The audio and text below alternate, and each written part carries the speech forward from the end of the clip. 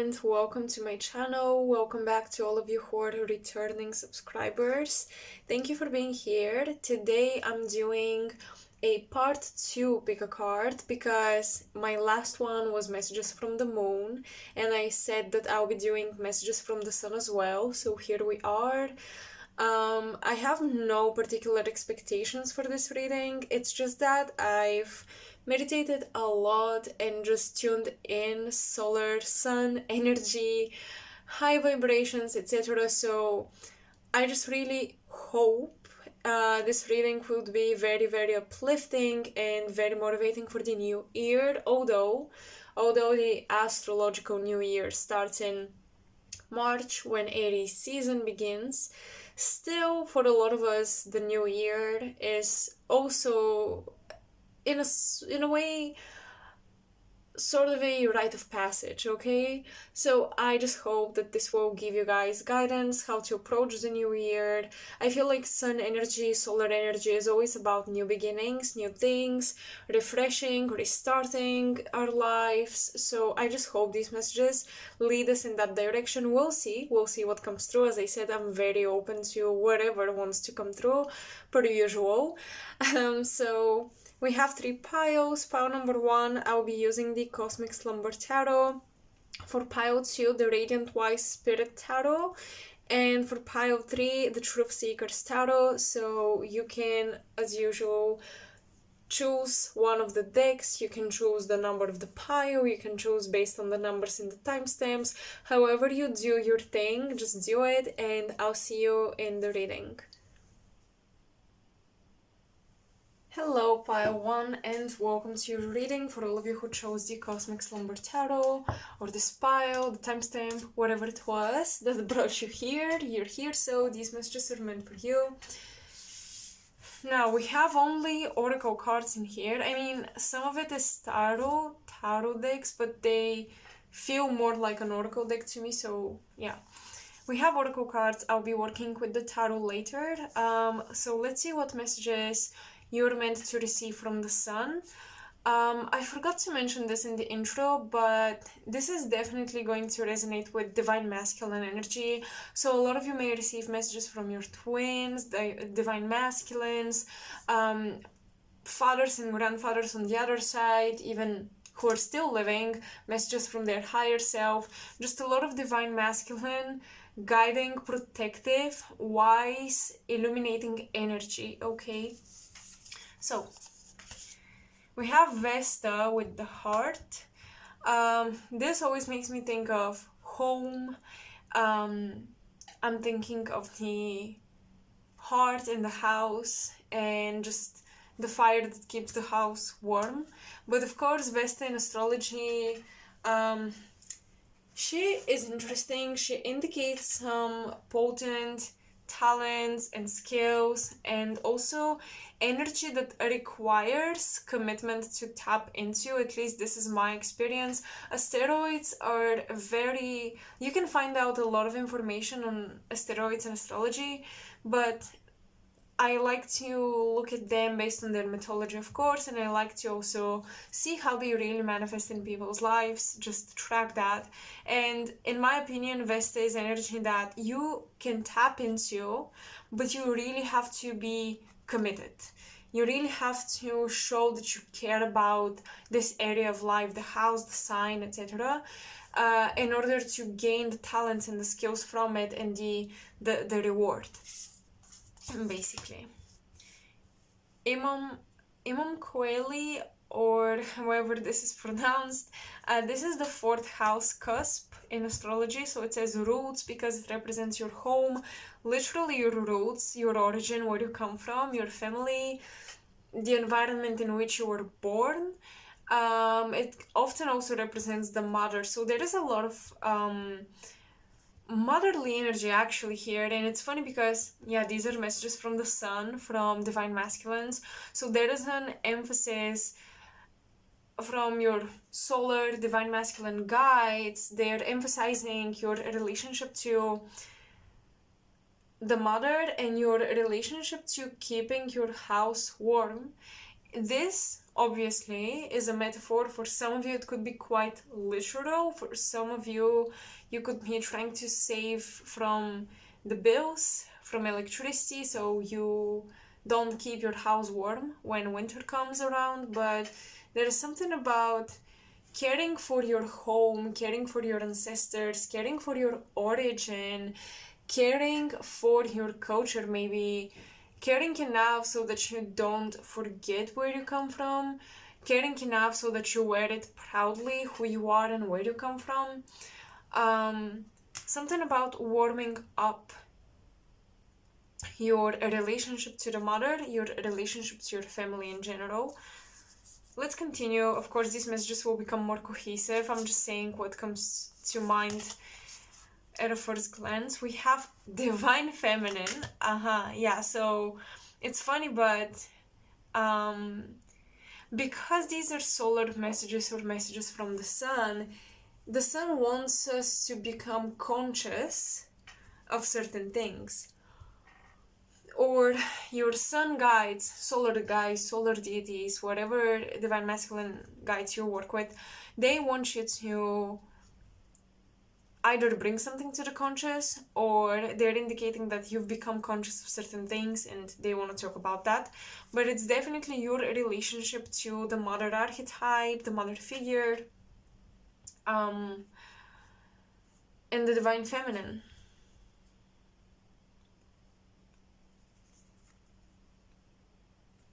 Something about keeping your heart protected is what I'm getting. You're being protected from heartbreak and heartbreakers.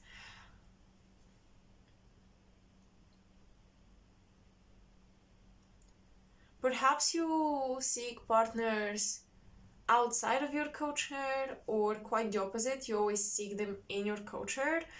There is something around fearing to love who you want to love, so you try seek lovers or love elsewhere, but it doesn't work because it's not meant for you and you're being protected by potential heartbreak. I'm getting a lot of I'm getting messages around you have unnecessary karma, or like you don't have to really go through certain relationships, so they never really even pick up, they never really even become anything, because it's not meant to. It's not meant to distract you. It's not meant to teach you anything. Yeah, we learn from everyone and everything that happens to us, but what I'm getting is that this is simply unnecessary karma. We have Kepera, or yeah, Kepera, I think. Cycles of Change, Planetary Guardian, Spiral Dancer. What did I say? You guys are being protected. Growth. Remph, Angel of Time. Mercury, Communication. Critical Thinking, Indecision. And we have, these are, now these cards, these three. Because this oracle deck is called Angelarium, Oracle of Emanations, I asked what spiritual energy in the form of a guide or a guardian is the sun emanating into your life right now. It's like, in my vision, how I asked this question for every pile, obviously, when I pulled from these decks, was imagine the sun, right, beaming its light, but I mean, not just the sun ray that you see in the sky, the sun in the cosmos, just being all lava and fire and gas shining. And I had this vision of the light radiating an outside layer, and from that layer a figure or a silhouette of a guide formed, and they had wings, and just like the archetypal usual collective idea of an angel. Okay, that's how I imagined it. And my question was, what angelic presence are you emanating in this pile's life. So for you guys, you have the Angel of Time, and you have these are your guardians or helpers. So I feel like they kind of work under this angel, so there's a bit of a hierarchy. I know this is super weird and I'm ranting right now, but actually I'm trying to explain how I pull out the cards and how I intend them. What do I intend them to mean? And often the intention is just suggested to me as I get intuitive messages. So one of the angels working under this one, or the guides which are closer to you in the physical. So think of this one connected more to your higher self and working with your higher self, and this one working with your human self. These two actually, you have Temperance, the god of joy, reconciliation. This angel helps with regaining the favor of those that you have offended at some point in your life. So make-up situations, like you're making up with past friends, with exes maybe. And then we have the Sun. So I really like that. You have two major arcanas. The Sun, the vivifying god, restoration of life, protection from adversities, rabies, and wild beasts. Now, okay, you have protection coming up twice. You have this guardianship coming through.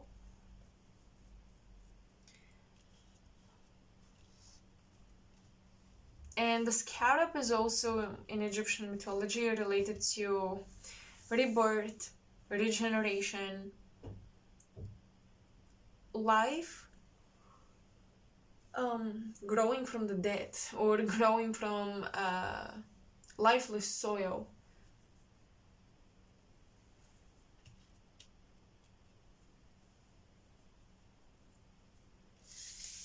So it looks to me like you are warming up toward family members, toward a mother figure, potentially a grandmother figure.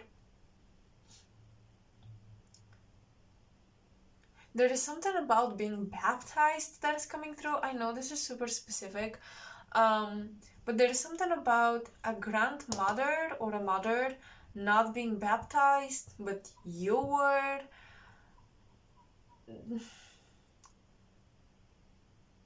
I'm hearing something about betraying the culture, or betraying the cultural, the traditions in the culture, breaking the link, so you never felt connected to your ancestors, maybe because a mother figure created a lot of separation between you and your grandparents maybe, or with one side of the family, or maybe both. There is even something about a spiritual isolation that was forced on you, like you were isolated from the spirituality of your people, of your ancestors, of your grandparents, and just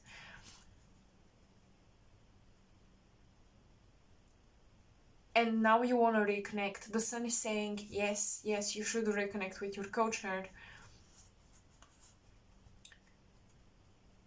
There is definitely a messy situation where maybe your parents, or one parent, specifically the mother, because a lot of divine feminine is coming through, one parent offended the other, or something like this. There was a lot of conflict, and you guys became a victim of not being able to connect with your culture, with your tradition, and with all the magic in there. And with this, the Temperance angel that's helping you, it seems like you've been not forgiven, because it's not like you did anything, but you've been invited to step into the family's energy, and you've been invited to the altar, is what I'm getting. Like, maybe some of you in the past, you tried to connect with your ancestors and it didn't really work, because they didn't have a really strong connection with you, and it needs some time, dedication, and commitment, is what I'm getting. It still does, but you've been invited to the altar. It's like you've been invited to pray and to work with the ancestors. As in the past, you weren't as welcomed. They felt like you were a stranger. Maybe you also felt like you were a stranger to your own family. And not just the family that you know, but the family on the other side.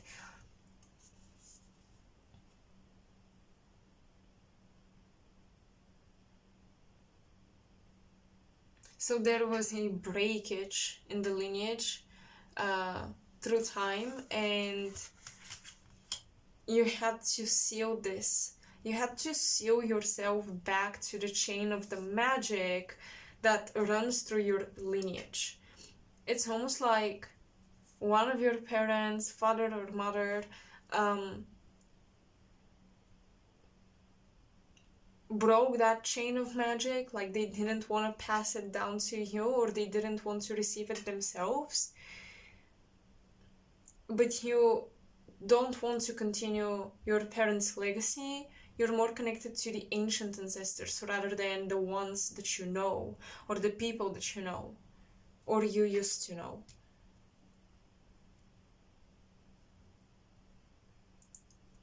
So I'm feeling a lot of youth, young energy here from you guys, from your pile one, and it's almost like a kid. Like you're that kid that goes to the very, very, very, very old great great great grandfather or mother, and they don't see you. They're blind already because of old age. They can't hear you, and they maybe even look very ugly, right? Wrinkly and with white hair. And I'm talking like super old, ancient. These people were, imagine, 200 years old. Imagine how a human being would look when they're 200 years old. You don't see their eyes or mouth. Like, I know this is a weird image, but that's the image they're giving me. And you're going to them, and they're kind of scary, but you know it's family, right? So you try to talk to them, but they don't hear you or see you, and you don't understand what they're talking about because you can't differentiate the words. And it's a really difficult communication, and you really have to spend time with them until one day the grandmother gets up and she cooks you up some porridge, and you've been hungry for a long time, and you're like, oh wow, this is delicious, and you start to really appreciate what they do for you, and they start to appreciate your presence, and you start to get closer, because just because you're blood, you're not always close to people, right? And I feel like you guys had this dynamic just happen to you. I don't think it's your fault. I don't think the ancestors ever blamed you, but you are just a stranger, okay, that went in a meditation, wanted to connect with them, and they were like, what is this energy trying to get our attention? What's going on? So they had to spend time observing you, watching you, to see if they can even be helpful to you, if you would even reciprocate what they can help you with, the resources that they can help you with. But you have grown on them, and they have grown on you, it seems. So there's been a warming up of the home. Okay, there's been a warming up of the home. There's been inspiration and rediscovering of gifts that you didn't know you had, that maybe seem a little bit outdated. I don't know, some of you might want to knit or sew, or maybe some of you want to, I don't know, create something or do something, maybe something crafty that seems like now it can be done by machine, but you can also learn to do it, and it's something nice, and it kind of reconnects you back to your past.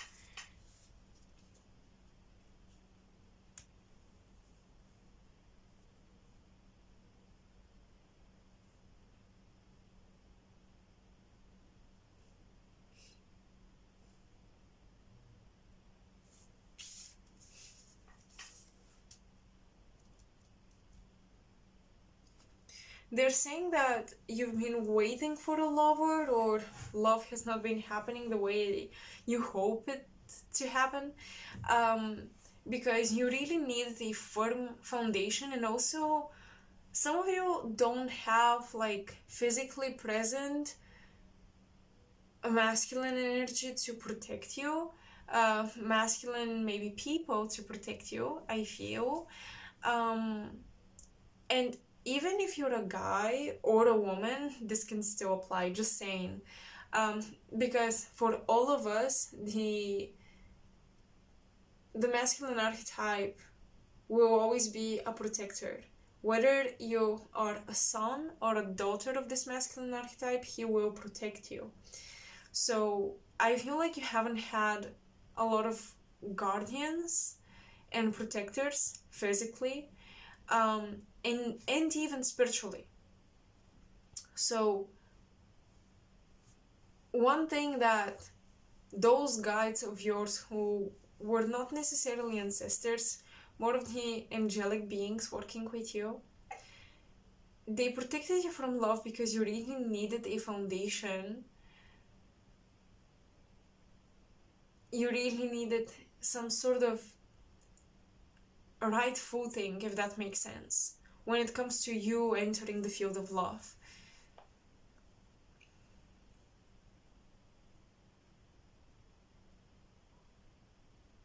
I don't know if you're right now talking to somebody, but with Mercury I'm getting something around quick communication or immediate communication, or I'm hearing communicating right now.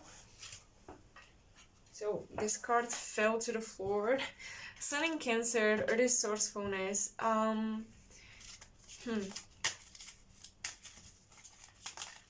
The Sun in Cancer makes me think of the King of Cups. So you did recently connect with specifically a masculine ancestor.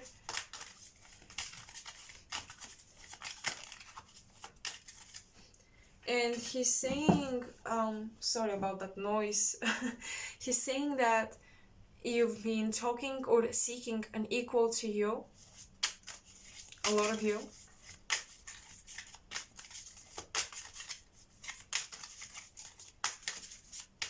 But an equal will not make you grow.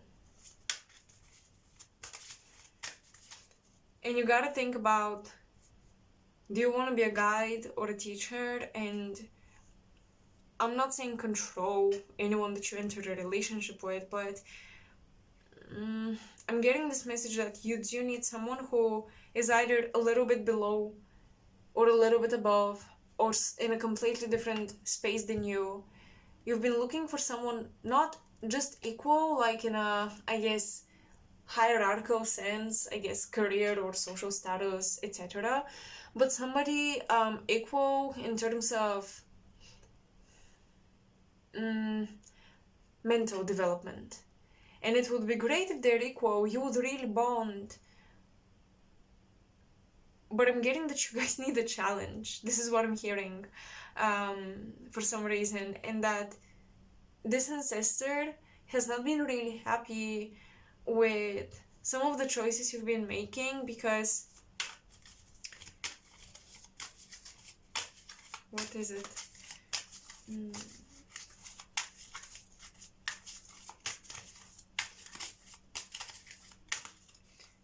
He's saying you don't need somebody saying to you the same thing you told them. Like, you don't need somebody repeating your words and affirming what you said, and that's the conversation. I'm getting that some of you guys need a challenge to grow.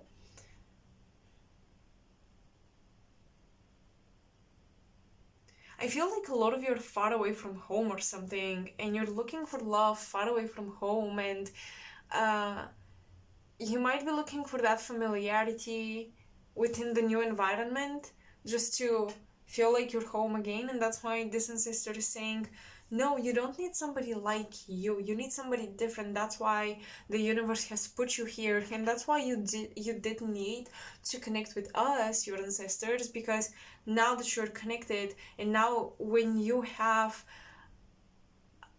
an independent sense of home, like within yourself, nobody else gave that to you, nobody else evoked this within you, you feel home wherever you go because you carry us with you, and you connect with our energy wherever you go. That's home.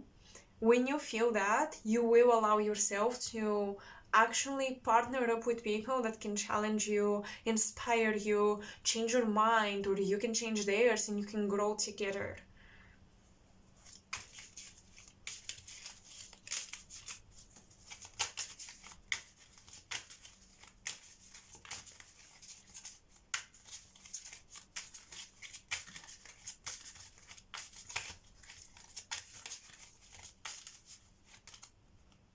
Intuition, Mercury in Cancer. Okay, so we have Sun in Cancer, Mercury in Cancer, we have Mercury here. A lot of a lot of Cancerian energy. Some of you guys may have fourth house stellium. We also have the fourth house actually come through. This is wow. Okay, yeah.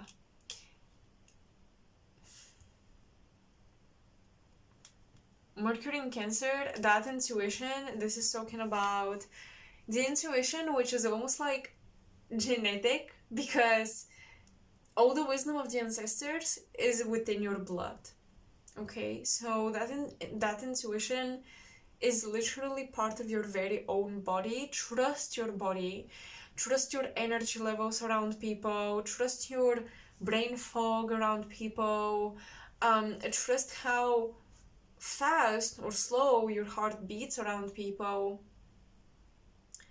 Do you feel warmer or colder? Do you get the flu when you're around somebody very often, more often than usual, so much to the point that you notice it? Or do you feel super healthy and energetic around certain people? That Mercury in Cancer talks about your intuition will be visceral. You will feel it in your bloodstream. You would feel it in your very DNA.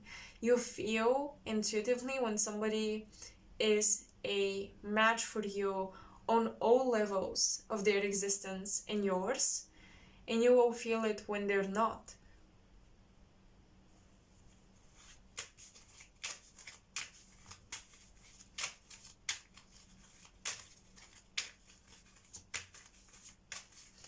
I feel like it's a new journey you guys are beginning with the ancestors, and you're going to grow into the person you've always wanted, but you didn't have the I guess confidence or the security to do it. Like I see with this card, with the growth card,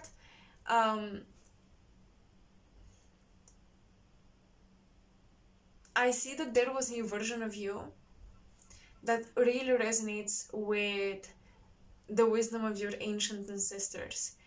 And maybe you were afraid to embody this version of you because, am I going to make enough money? Am I going to be resourceful if I embody this version of this ancient being that I am, that carries all the ancestors within me? You guys really carry all of your ancestors within you, but you are afraid to express that. You suppressed it, and that's where you lost the connection, because you were never shown how to embody it or how to showcase it proudly, how to infuse your business and your career and your goals and your lifestyle with all these traditions and all these practices. But with Mercury, you've learned a lot of information was given to you over time, and more is to come. Like, more books, more information are about to come into your life and change your mind. They will change your mind on who you can be and what does it mean for your life.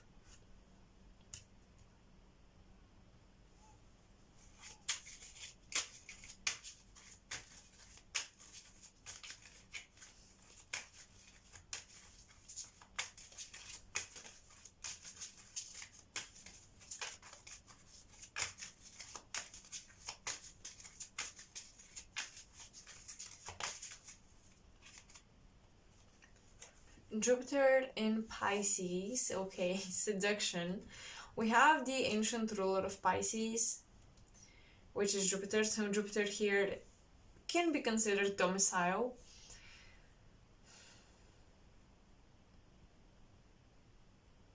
Expansion, growth of the imagination, of the spiritual, of the liminal, of the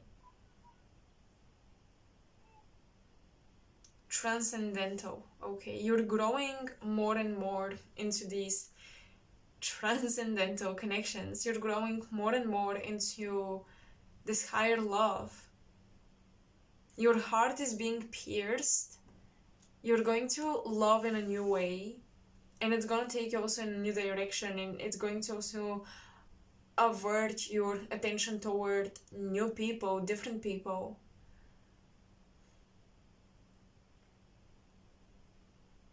You've been seduced by the divine, and I'm also getting that very soon some of you are meeting your divine counterparts. They have been on a similar journey, but still you're different. They've been awakening spiritually, but it's different.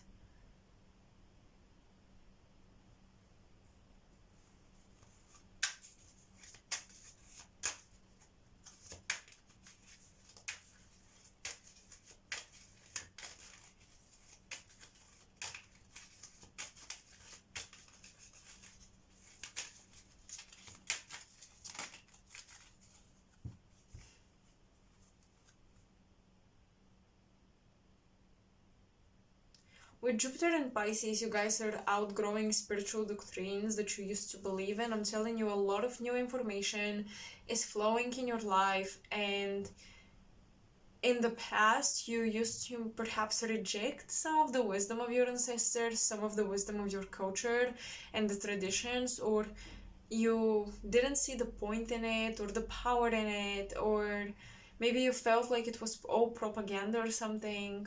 But I do see a renewed inspiration to tap into this, and a lot of rewards are coming because of that. And of course, I'm not saying that you should tap into certain ideologies or beliefs or practices just for the rewards. That is just an outcome, something that happens along the way, but it's never intended to happen. It just happens usually when you change your beliefs, or when you connect with the right spiritual energies for you. Some of us are guided through pagan ideologies or esoteric doctrines. Others are following just philosophy. Others are following science, and some people are following religion. So whatever it is for you that is coming from your ancient ancestors, it's being revived, it expands, and it's going to inspire your imagination. With Jupiter and Pisces, I can't ignore the fact that some of you, Jupiter and Mercury in opposition, so 3rd house, 4th house, then we have the 9th and the 10th. Some of you will become almost famous, or you will become well known. You will gain a community because you're sharing your journey with them, and they really resonate with your imagination, if that makes sense. Some of you could become artists that bring up some folklore into their art pieces or something like that. Defense. Oh, Mars and Taurus. Okay. Mars and Taurus is interesting.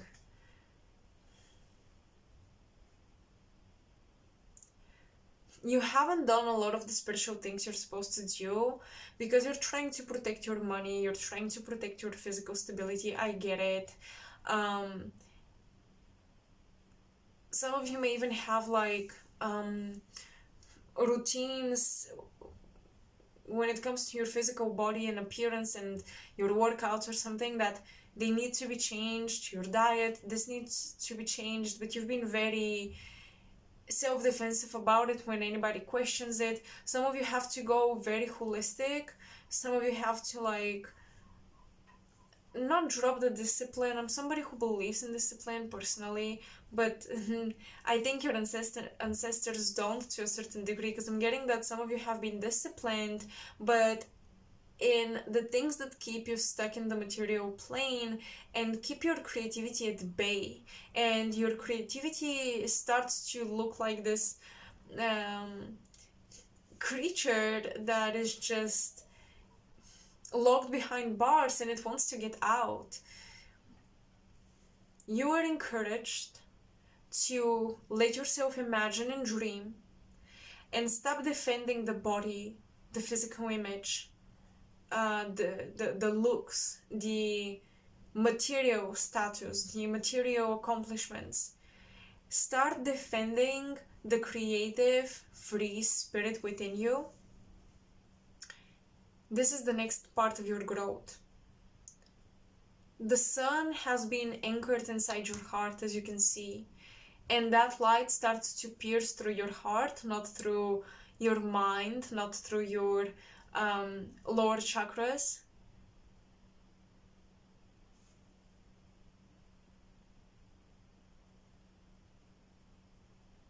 I'm getting ego will not make you rich, pile 1. Like, trying to live up to expectations, even your own, will not make you as rich as you think it will.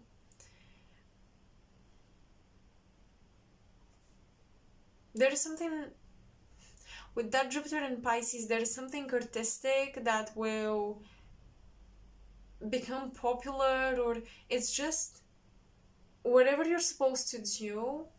It definitely has to do with aesthetic, it definitely has to do with poetry and something soulful.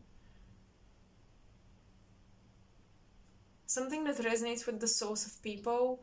This is what will be your legacy. This is what will make you accomplished. Now, yeah, maybe it's time for some tarot cards. Okay.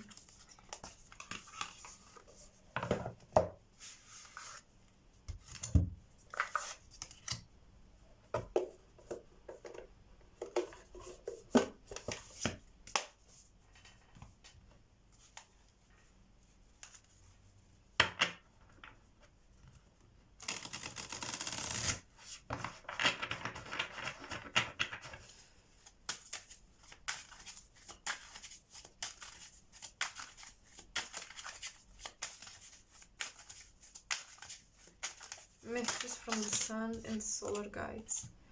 5 of Wands, it's Mars in Leo, or once again, protecting the ego.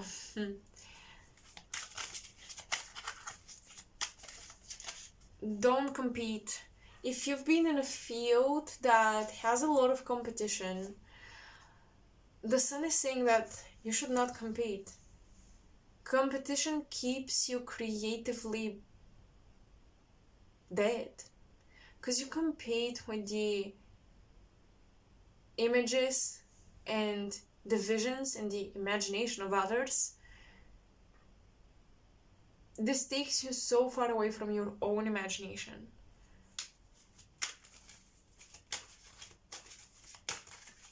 Okay, this is interesting, you guys, but I feel like you're very ambitious, especially for the material aspects of this world. You're very ambitious, you have a lot of goals and dreams, and you chase them, and you can be disciplined when you really want something, and you do work hard, and you do care about a lot of the grounded aspects of your life, if that makes sense. But ever since you've truly reconnected with the ancestors, they're showing you that there is another way.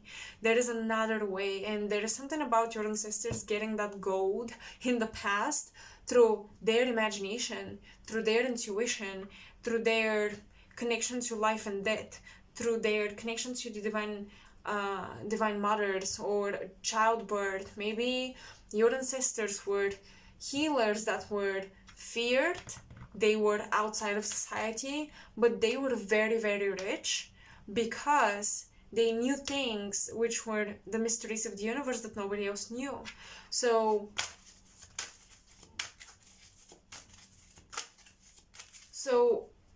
you're being appreciated for being able to take care of the material, grounded, physical, earthly aspects of the human experience. These are very important foundations for us to grow spiritually, but you have evolved enough, you have secured yourself enough to get into your space it's like you have not been in your own space. It's like, what I'm getting from your guides is that you are in your room, in your home office or something, or at your work behind the desk, you're working on your projects and tasks, but it feels like you bring with you 20 different people. The opinions of your best friends lay around your wardrobe and what you're gonna put on. The opinions of your parents lay around your entire life path and how you're gonna achieve that, how you're gonna approach that. The opinions of your co-workers or exes or relatives and just strangers that you've met along the way lay around your work and what you do for a living and how you do it, and your opinions and what you're interested in, and the books that you read, because you've got to be educated on a subject, because everyone is pressuring you to be educated on that subject, and you never find the time to educate on the subject that you want to read about, okay? Because it's amazing to be socially aware of what's going on around the world and with friends, and to know the latest New York bestsellers, but there is something that blinks at the end of the tunnel of your mind, and it's telling you, hey, there is a door here, and if you enter it, there is a very, very colorful, rich world, and if you tap into it, if you look around, you're going to draw so much inspiration that's going to be original, and you will stop feeling like you're fake, but at the same time, I'm not meeting anyone's expectations, I gotta do something, I gotta prove myself. The more you try to prove yourself to others and not be authentic to you, the more you would feel like a copycat, or like you're fake, or like you're not original enough, you're not different. Because what makes us original, and paradoxically we're not original because we all are falling under this umbrella, what makes us original is when we go inside our own minds, and especially the unconscious parts of our minds, the imaginary. Two of torches, yeah, two doors. Like, you can either live in quote unquote your world, but it's not really yours because everything is tinted and painted by other people, or you can have a blank slate and really dive deep into yourself and really value the treasures within your own imagination. Okay. Ace of Cups. Yes, you gotta swim in your own cup and you gotta fill it up.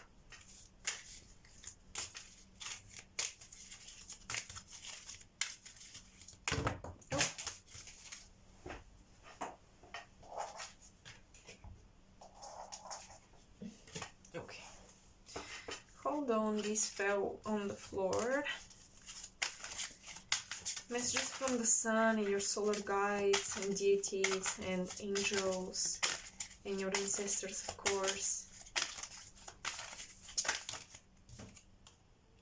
Six of Cups. Something about the past and childhood friends. The Morning. Oh, I love this card, the Morning.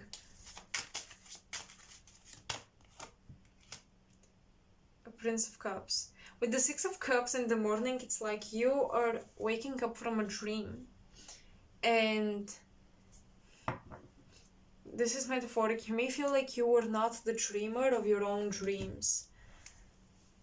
So when people tell you you're dreamy, you're delusional, at least you're the one creating your delusions, not anybody else. At least you're the one dreaming the dream, not anybody else. So a lot of you, the sun is telling you that a lot of you will become very aware of the dreaminess of the universe, if that makes sense, the coincidences, the magic, and And even if you've been aware before, maybe some of you forgot to be aware of that and you started to not appreciate it as much as you should. So you're being brought back into the dream, your dream and the dream of the universe. And you're being shown that your dream is a subject to your imagination. So what do you want to imagine?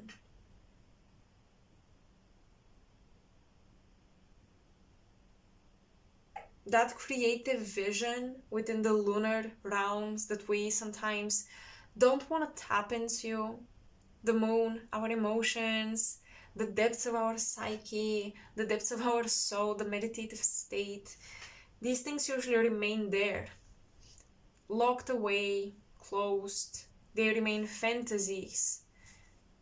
So you are about to go through a period of your life where your life is very fantastical and it's very magical, because your ancestors want to remind you of what it's like to be a shaman, a healer, an artist. Even if you don't like do this for a career or whatever, you gotta be shown how to be these things, because these things, these archetypes, I've said it before in other readings, but the shaman, the healer, the artist, they can be present in rooms full of businessmen, marketing managers, chefs in a kitchen, or house cleaners. These archetypes can be present anywhere. So the message is not that you will change your job necessarily, okay? Don't get it wrong, don't get it twisted. It's telling you that wherever you are in the world, you will remember that you're dreaming up this world, you're conjuring it up. And by becoming aware of what you conjure up, of what you dream, you start to communicate with the universe, because she's also dreaming you, right? So when you talk to your dream, ultimately it's like the universe talks with her dream. Your dream is the universe, you're the universe dreams, and when you start talking to each other, both feeling like, hey, I'm creating you, no, I'm creating you, you start to dance together and to co-create. And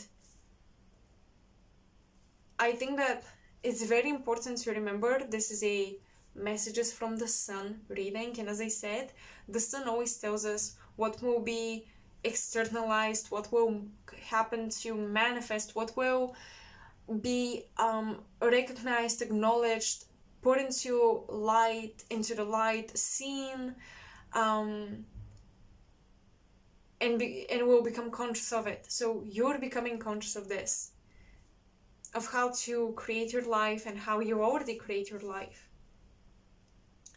You will become conscious of a lot of magic in the world, pile one. And this will become a huge resource for you. It will bring a lot of growth into your life, material and spiritual as well.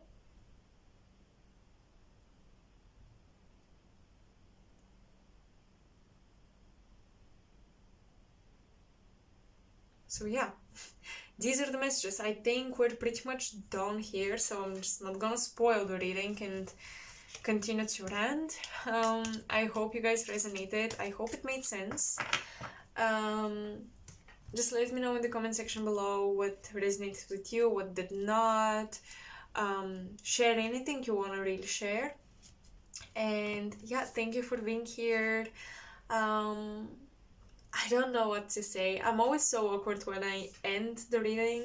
So basically, all of my information is in the description box. I don't know if I'll be doing readings before the new year, like the end of this year and like January 1st. And even then, because December and the beginning of January are full of assignments from university, so we'll see. Yeah, I'm grateful for your presence here, and I'll talk to you very soon. Again, make sure to like, share, and subscribe to support my work, because it really inspires me to continue to do what I do and to continue to listen to my intuition. Okay, so until next time, bye, Pawan. Hello, Pile 2, and welcome to your reading. So, all of you who chose the Radiant Wise Spirit, or just this pile, the timestamp, whatever, however you picked this reading, here we go. Here are your messages. Now, I'll be first taking a look at your cards, the Oracle cards, and then I'll be using the tarot deck. So, let's see.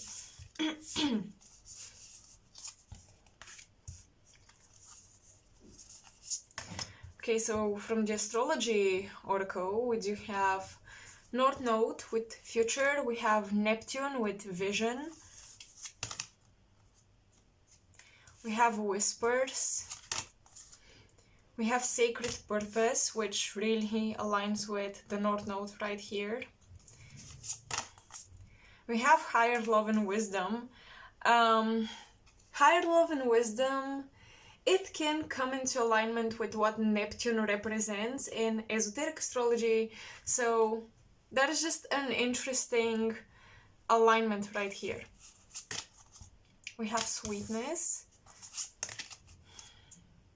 We have Israfel, Angel of Song.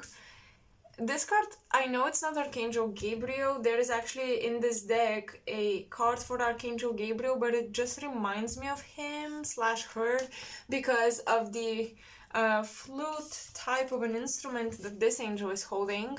It's like, I don't know, it's not really a flute, but it's something like that. So yeah, I always think of Archangel Gabriel. It's one of my favorite archangels and one of the first archangels I connected with. You have Archangel Michael come through though with the Chariot card. It says, Michael, who is like God, perseverance, success in conflict, overcoming adversity. You have Five of Pentacles, Akaya, I hope I'm saying this correct, and we have the forbearing God, or this angel represents the aspect of the forbearing God. Patience, this angel helps with revealing secrets of nature. This angel spreads knowledge and industry.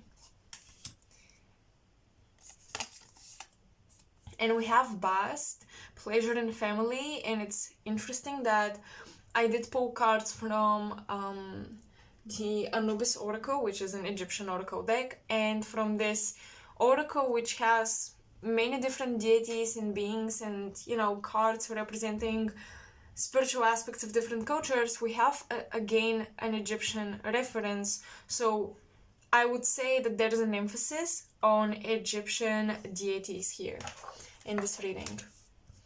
I'm hearing the cave.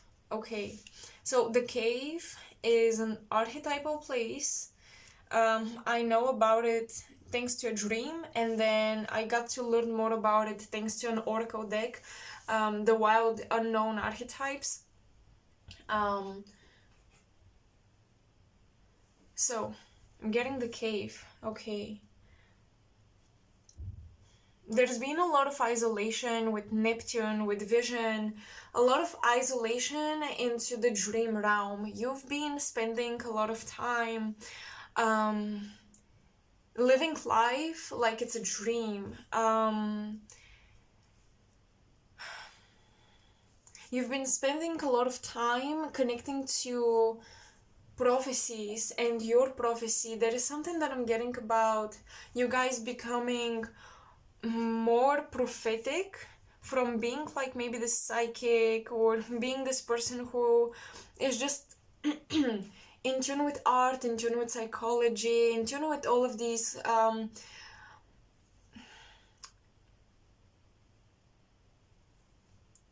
metaphysical subjects, but still more logical or grounded subjects. For example, psychology. Like, you could take psychology and make it spiritual if you want to, and vice versa. And I think you were grinding piles. I'm getting like there was a grind for 1 or 2 years. You were on a roll, and the last year or the last 2 years after that grind for 1 or 2 years came a time of entering into the cave. Like, your house became your cave, your meditation became your cave, your art and your hobbies became your cave. Basically, they became means and tools that allowed you to withdraw from society and from the external world, and you really dived into a dream-like living.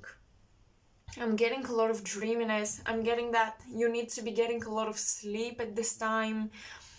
The sun is talking about soft, gentle awakening, light and whispers. It's almost like the outside world is whispering to you. It's kind of like when you're awakening in the morning, and maybe there are noises either in the apartment or outside of your living space. Like, stuff are happening, right? People are living their life, people are talking to each other, cars are honking at each other.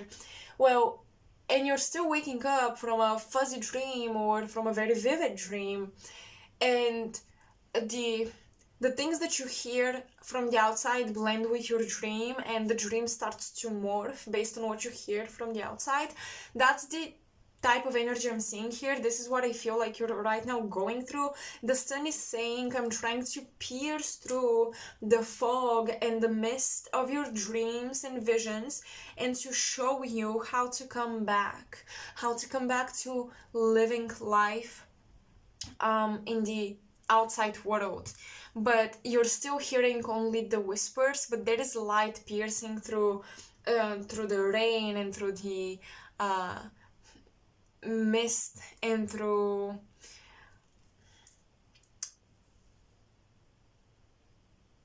how in the morning the air, the atmosphere, it's like it's foggy, right? Because maybe there was rain, or it was just colder in the night, and now it's getting warmer, and that creates fog. Well, I'm seeing this type of energy. It's like you are in the mid of waking up, but you're still, like, your dream is still very present and affecting you. And that dream is some type of a prophecy about your purpose, about your future. I feel like, Pile 2, you've been, while you were in the cave, you were reevaluating what your purpose is. And the sun is coming through with clarity. The sun is coming through with a proposition that you will figure out your purpose along the way. You needed that time of self-reflection and isolation and just sleeping and dreaming prophecies, literally. You needed that time. But now the rest of your story, the rest of the puzzle, I'm getting that you will figure out while you're on the go. Okay, there is fire that is very timid, but it's starting to get ignited within you. The sun is saying that right now your guides are trying to be very gentle with you. They don't want to scare you, just like you don't want to, scream at a sleeping person to wake them up, because they would wake up in stress. So the sun is saying awakening energy is flowing into your life very sweetly, gently, and softly at this time. And that song, Angel of Song, that awakening song, is playing in the background, and you're slowly starting to hear it.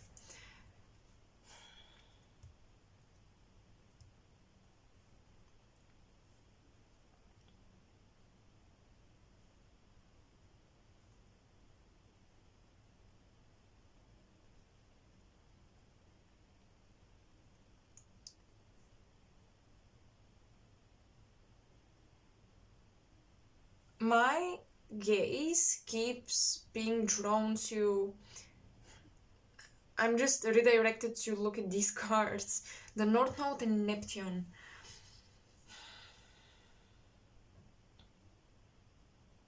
Some of you, your future, your purpose,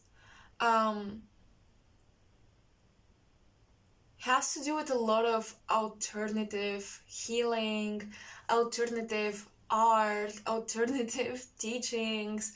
Neptune to me is always about bringing a lot of creativity and imagination to the table no matter what you do. So you could be a scientist, you could be a somebody who codes or programs, right? You could be a politician or you're into that field. But with Neptune, you're bringing philanthropic energy, you're bringing wisdom to the table, creativity, creative solutions, a lot of imagination, you're bringing a vision to the table.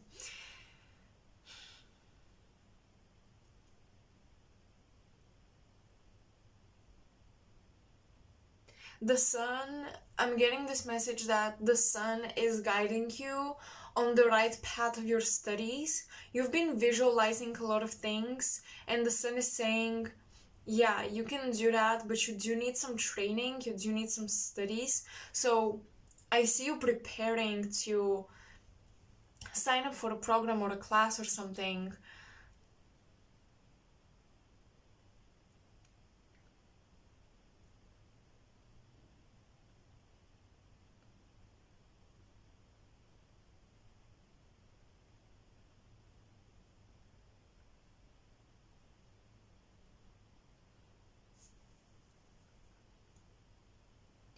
You have Archangel Michael with the Chariot card, and the Chariot is about overcoming obstacles.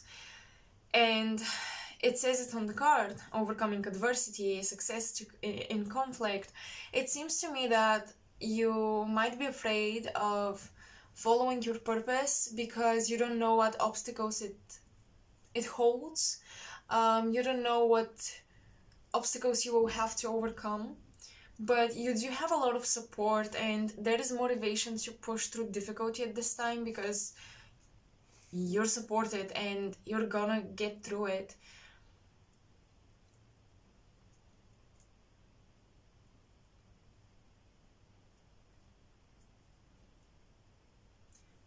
Bast and Michael are kind of connected because with Bast, I'm feeling a lot of fierce energy that wants to manifest in you. With whispers and sweetness, there is something about your own throat chakra, your own voice.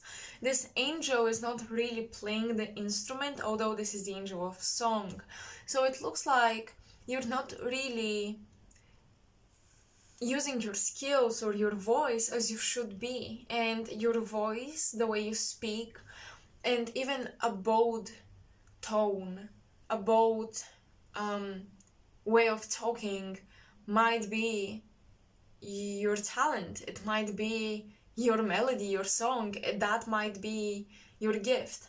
And I feel like you, with whispers, you have silenced yourself, or you've lowered the volume of your speech, of your tone, of your voice. Metaphorically, that would mean you're hiding your talents, or you put them out there but you don't promote them enough, you don't talk about it enough or something. You don't really express your talents loud enough for it to be noticed. It's almost like you're doing it, you're putting yourself out there, but you're not doing yourself justice so that you can say, see, nobody really needs my work or my talents or my skills. I can remain in the cave. But there has been a call to get out of the cave, okay? Your calling has been activated by you. And it's like the sun is saying you absolutely cannot remain in the dream state anymore.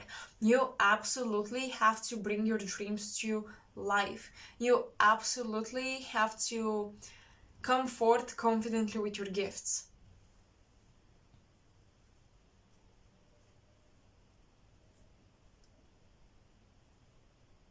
Some of you can really benefit from working with an animal. For example, having a dog and having to walk it every day, maybe even twice a day, not just once. That can help you with like social anxiety or something. There is something about working with pets, with animals, maybe for some of you spirit animal guides, for others like literal animals that you can take care of. Some of you may have an animal that comes to your house every now and then, and you can recognize that it's the same animal, and you feed it or you pet it or you just spend time with it, although you don't have it as a pet in the home. With bust, familiars are coming to you, pile two, and they want to encourage you. That animal energy just wants you to be bolder, listen to your instincts. Your intuition used to be so loud and now it's just a whisper, is what I'm getting. So you have to work your way back to your intuition being a song you hear very clearly and you sing along with it. So basically you act in tune with your intuition. Basti saying your magic will be supported by your spirit animal guides, by familiars.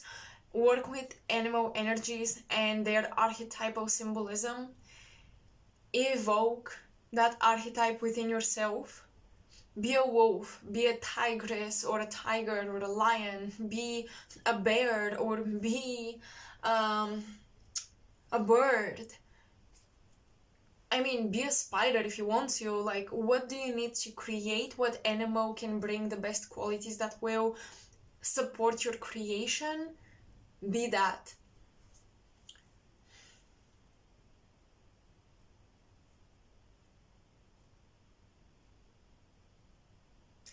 I noticed something at the beginning of the reading. There is a spiral here.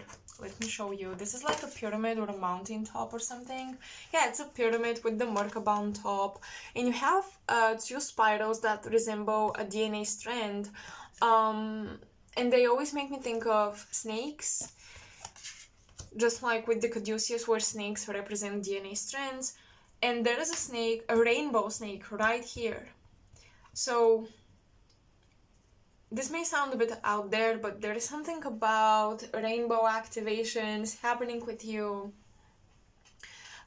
Your reality shifting, suddenly meeting people that you've never seen in your town, or people or new clients coming to you for your services. Like, there is a lot of fresh opportunity for you to once again wake up and go out in the open, out in the world.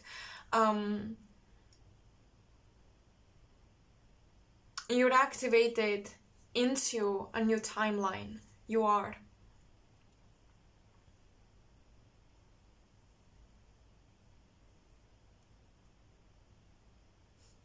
We definitely have reference to the snake in the Garden of Eden here with this one, because she's wrapped. This snake is wrapped around the tree with pomegranates, and snake is just, in my native language, feminine, and that's why I say she. So the snake is holding a pomegranate and it's offering it to Anubis. Interesting. Sacred purpose. You guys have gotten your hands on knowledge that can be key, because Anubis in this oracle deck, his card is called the key card. He is a key to a portal to your soul. He takes you, he connects you to your soul. He takes you to the other side, to the mystical realms. So that snake offering him the fruit of knowledge of good and evil, you've gotten your hands on knowledge that supports your purpose, but you might be afraid to implement that knowledge, to share that knowledge.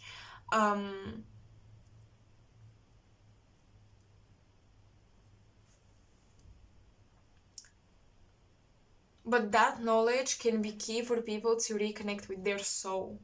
With North Node and Neptune, if I see this in a natal chart, I would tell the person, yeah, your purpose is to become an artist or a spiritual healer, a guide, somebody who is a prophet, somebody who preaches about higher love and wisdom, because that's what Neptune represents. Neptune is the higher octave of Venus.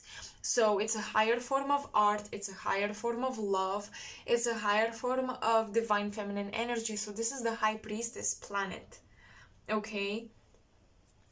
So when I see it with the North Node, astrologically, this symbolizes you're supposed to be a high priestess. But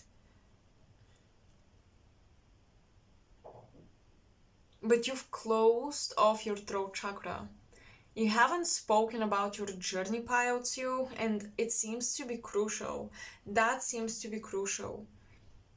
Because some of you may feel like you would be judged for your journey, but your journey is gonna be such a healing tool for other people.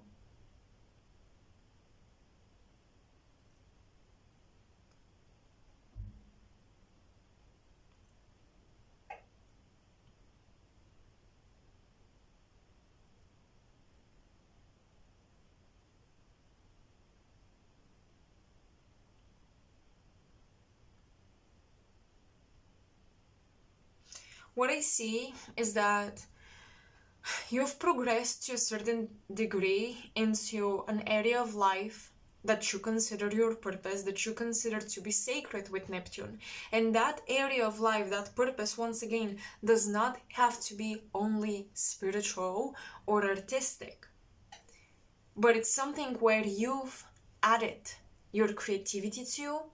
It's something where you have used your visions and your spiritual awakening and awareness to manifest that, to grow that aspect of your life. Okay, so it could be a very, very, very materialistic type of career. But you've infused it with your spiritual knowledge. So my point is, with the sacred purpose, this card talks about completion of a creation. So that creation reaches one level and it looks like it's complete. And this gives you two opportunities. You will either feel like this is a dead end, or you would feel like, okay, how can I dive deeper into this? So something, you may feel like you've reached the full potential of this thing and you can't grow it any further. And with Neptune, that is such an artistic crisis, honestly. So many artists who were geniuses, who became super famous, they were worshipped in a way. They felt exhausted at some point, and a lot of them wanted to escape this world because they felt like, I achieved everything I could ever achieve. What else can I achieve? What more can I get out of this world or out of this talent of mine? They felt like they were all used up, like there was no more creative juice left in them. But that's why you guys spend time in the cave to restore, regenerate, get your hands, get your mind, get your soul onto new knowledge. And you did get your hands onto new knowledge. And your creation, it can be furthered. It may seem like it's complete and there's no more where to go, but there is. And when you have North Node and Neptune, that's your task in this life, to dive deeper and further into something that seems to be like you can't go beyond that. But I really, really think you can, Pile 2. So your journey, your purpose is not used up. It's not creatively depleted or exhausted. And it may be, and I think that's intimidating, and that's why you have lowered your voice or minimized your voice, because some of you may feel like there's nothing new that you can bring to the table when it comes to your purpose. But that's why you have this beautiful alchemical cup here. Hathor and Set are contradictory. Set is the shadow. Set is the trickster god in Egyptian mythology. He is the shadow god. And you have Hathor, that is nurturing. She gives life. And Set is considered, in a sense, not to be the god of death, but to be the god of destruction. So Hathor nurtures things to grow, and Set destroys. So before destroying your journey or your achievements because you think that there's no further to go, allow yourself to talk about the changes you've been through. Allow yourself to add to your journey these new things you have figured out. You don't have to completely destroy what you've created so far. You can rebrand yourself, basically, but you don't have to destroy something to have a new beginning, pile 2. Especially if it's something you hold dear to your heart. Because sometimes we do need the destruction to have a new beginning and to let go of the past and to allow ourselves to try something new. But for you, I feel like you cherish and you love what you've done so far and how far you've come. And it's not necessarily something you want to let go of. You just want to grow beyond it, right? But it doesn't have to hold you back. It's like when you clean your room, there are certain things that you throw away. Even if there is some sentimental attachment to it, you throw it away because you know that you don't need it, you won't ever use it, and it's really holding you back or cluttering your space to keep it. So you throw it away. But then there are other things that you know, although it's inefficient, although you're never gonna use that object, although it's not serving any particular purpose, the emotional value and the soulful value that it has is so great that even though it may take space, you just want to keep it and you're not throwing it away for dear life. And it might be that you want to throw away some childhood drawings, but you will never throw away the drawing your mother made for you for your 18th birthday or 16th birthday. And especially if, for example, your mother has passed away or something, you're never throwing this away. Although it's the same thing, they hold different emotional value. Both are sentimental, but one has more value for you. This is what I feel is happening here. There is something that holds a lot of value for you, and you've already shed a lot of things, I feel. You've given up on a lot of things. You've isolated yourself from a lot of things. You've let go from a lot of things from the past. And it's almost like you've given yourself a chance for a rebirth, and now you're this baby version of you that whispers, or you're still learning the language of the new version of you. But this doesn't mean you have to throw away the books the old version of you wrote. You can keep the books and you can reread them, and maybe you can even pick up some really useful lessons and some really useful phrases. You don't have to hold on to everything from the past or nothing at all. It doesn't have to be black or white, pile 2. The sun is saying you can have the new beginning, you can have the morning and still remember what you dreamed last night. And still will be valuable. Both would be valuable for you. So, Set is the destructive god. Hathor is the nurturing god. There is the alchemical cup where you transform your ego, you transform your soul. Wadjet then, she is a protectress and a scripture and a goddess that protected fertility, ensured fertility. She protected the third eyes of pharaohs, and she is also an initiator into the psychic abilities for pharaohs.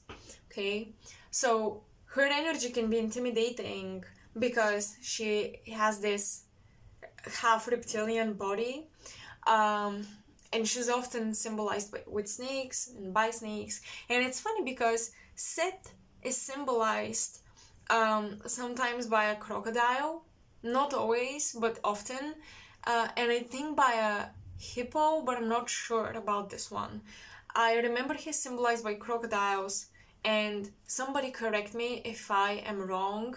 I hope I'm not though. But somebody correct me. But anyways, why am I saying this? Because I just see a snake here, Wajet obviously symbolized by a snake here, and the strands that remind me of a snake here. And then Bast, the cat. Cats are afraid of snakes. And Bast is coming through with you for you, saying that, hey, you gotta be courageous, you gotta be bold. The snakes, they symbolize, like, they're not evil necessarily. There are two versions here. Snakes that symbolize transformation, shedding the old skin, new DNA activations, etc. Snakes that symbolize the poison and the medicine, the healing qualities of Neptune. The snake that symbolizes protection and the activation of the psychic gland. The snake energy that is the kundalini that activates your psychic pineal gland through the spine. So the snake can be deceptive, trickster energy, right? That's one side of the reptilian energy, the reptilian brain, our survival instincts, etc. That is Set. And right now your survival instincts are kicking in, trying to keep you safe, especially if you have financial lack with the Five of Pentacles. And there is this energy that tricks you into thinking if you destroy everything you've worked for, and if you just sign up for a new job and do this new thing and that new thing, you're gonna get richer, you're gonna be okay, you're going to survive. But that's trickstery, okay? Or trickery. Bast is saying, although you're afraid, you gotta see the blessing in the fear, the lesson in the fear, the lesson in overcoming that fear. Wajet would test you how committed you are to the prophecy, how committed you are to the vision that's been given to you, how committed are you to the activations you've received. Are you going to fear her powerful stance and her reptilian nature? Or are you going to see the life force energy she's bringing to the table?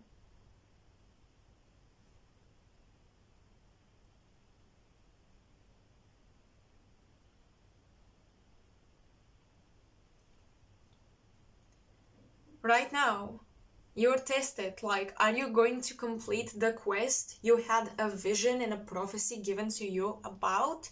Are you going to complete that spiritual quest fully? Are you going to let it unfold completely? Or not?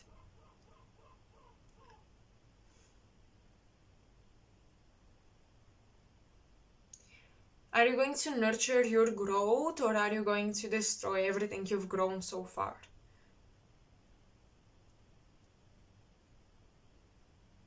Are you going to fear the knowledge you've been given, or use it? Apply it like the creative being that you are. Anubis here, he is in between Nut and Geb, the sky goddess and the earth god. And they create this portal of completion, like there is a universe, right? You have the earth, you have the sky, you have a complete world. And in the center of that world is the creative portal, where these two connect, the earth and the sky, where they kiss, where they connect. You have creation happening. Anubis is symbolically sitting in the center of it, because he has that key to creation, to your higher self, to the other realms, the energies beyond the visible realm. He is the, like, the fool in tarot in a way. He's the the hero on the journey. And the snake is offering him this pomegranate. Like, here is the knowledge of good and evil. What are you gonna do with it? Are you going to alchemize it?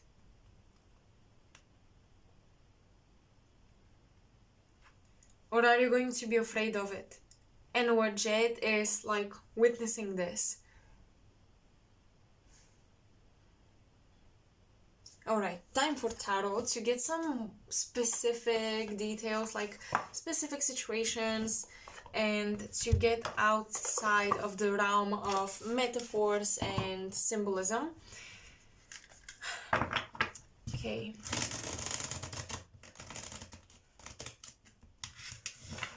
Let's get some solar messages on Pile 2's journey. What are they supposed to know?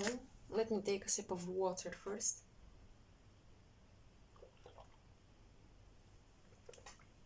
Okay.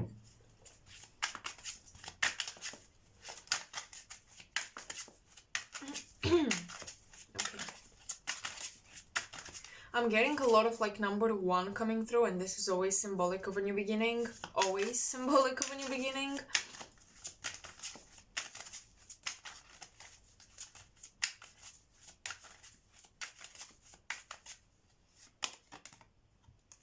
Nine of Cups. You can have your wish fulfillment, Pile 2. You can have your dreams manifest. You can have them.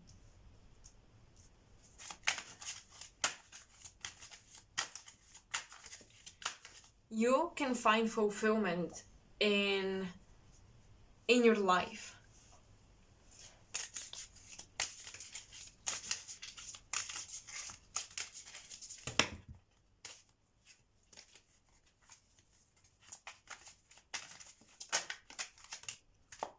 Seven of Cups. I knew it. I was like, when I was looking at the Nine of Cups, thinking, Pile 2 is probably judging their desires, and that's why you're slowing down the manifestation. Like, is this good to want it? Is this programmed in my mind? Like, do I really want it? Or am I made to believe I should want it? You've been really analyzing and judging your desires, and I get it. That's good to do. It's good to see where you've been programmed to want certain things which are not necessarily good for you or meant for you. It's just the programming. But at the same time, you've been also judging like the things you want, the results you want out of your purpose and out of following your purpose. And that's been slowing down or blocking the manifestation. Listen, I'm seeing a lot of snakes, dragons, like just reptilian symbolism even here in the cards. I just notice it. It's being pointed out to me and I can't ignore it. And it feels like the sun, I'm telling you, so with Neptune, the sun right now, the solar guides, spirit guides that represent solar energy, divine masculine energy and protection, they are coming, excuse me, they're coming through in your life.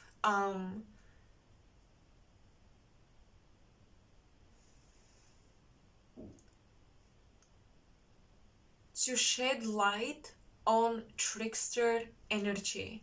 So it's like the more you remain in the cave,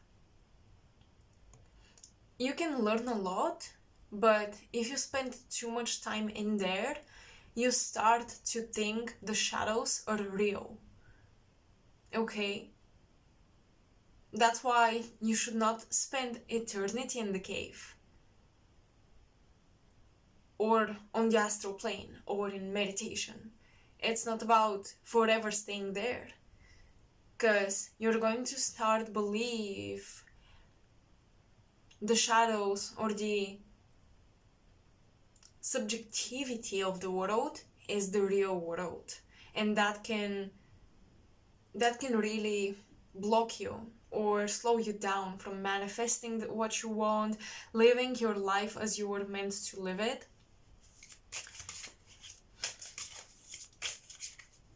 Because I was also reminded of Plato's tale about the cave, you know, how people believed that the shadows they saw on the wall were the gods, the real people. Uh, but in actuality, it was just because the sun was shedding light on people living outside of the cave. But those who lived inside, they didn't want to go out because all they knew were the shadows on the wall.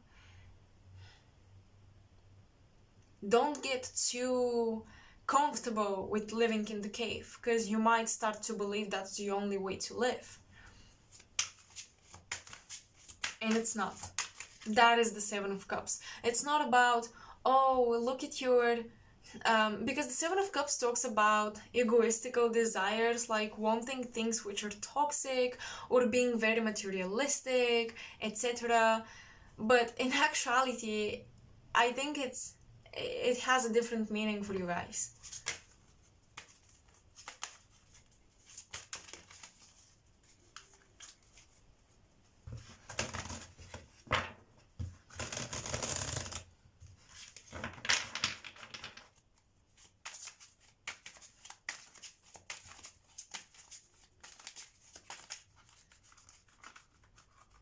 Okay.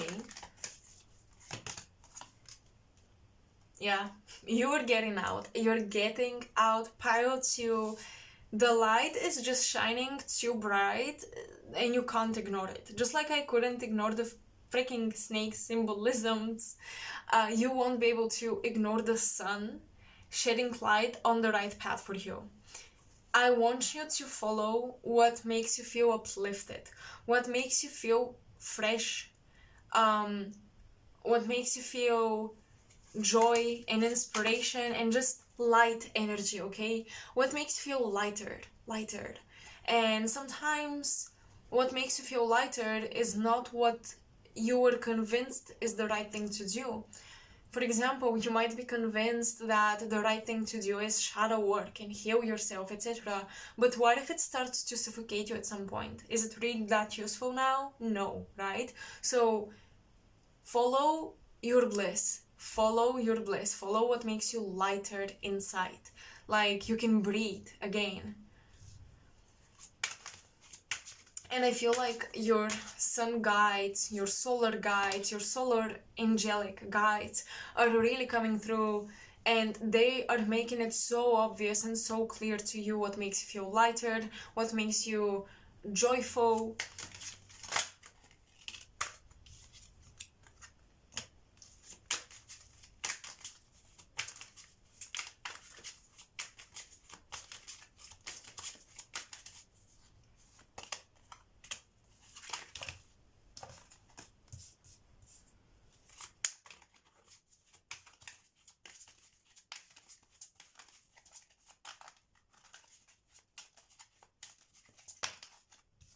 Oh wow, okay.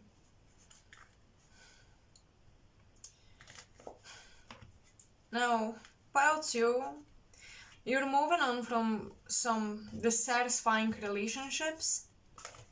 I get it, you're mourning those relationships.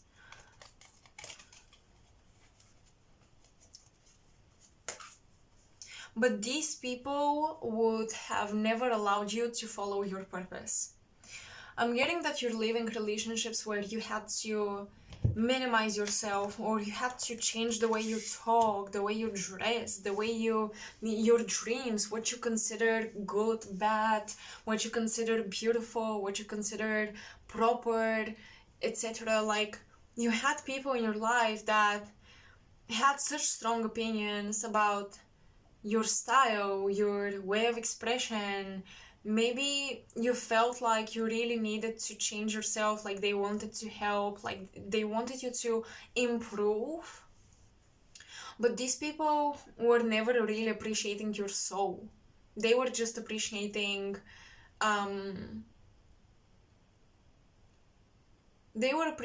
you as a project that they could work on, not as who you were, as you were, okay?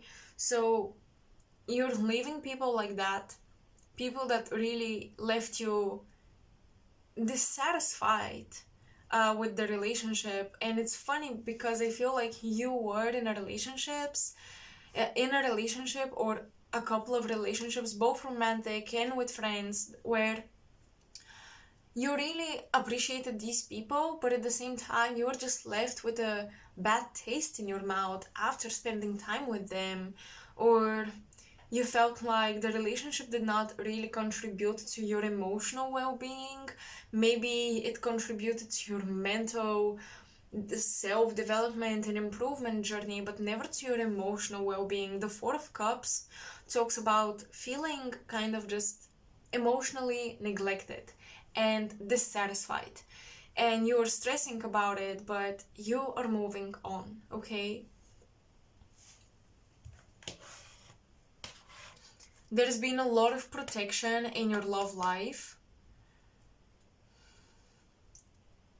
particularly from people who really did not see you beyond the material plane, beyond your looks, beyond your achievements, beyond your earnings. They didn't see your soul. They didn't. They just couldn't.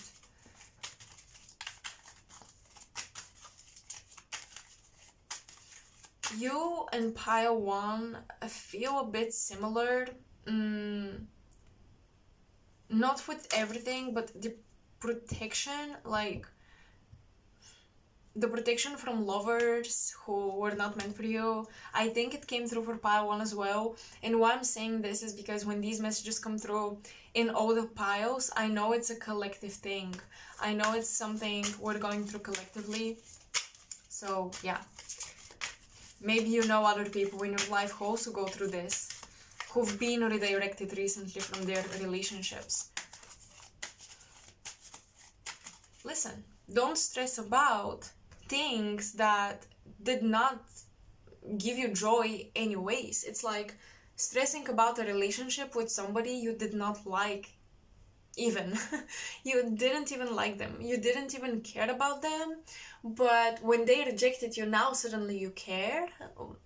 That's when the Seven of Cups talk about okay, these desires are egoistical or whatever, or low vibrational. When you didn't really want something, but it was taken away from you, now you feel like you're lacking that thing. Baby, no. Baby, no. You didn't even want it, so just let it go. Let it go. I really feel like you guys tolerated people who you didn't like. They were out of your league, period. And they left for whatever reason. And now you feel like, I did something wrong, I wasn't good enough for them, whatever. Spirit is saying, like, work on that solar plexus chakra, please. Bast really, like, this lioness cat-like energy, the wild cat energy. It talks about courage, confidence, inner child, just being proudly expressed. You have to work on the solar plexus, because the tricksters in your life and the trickster energy is that there were things taken away from you. Yeah, now I see it. There were things taken away from you that you didn't want in the first place.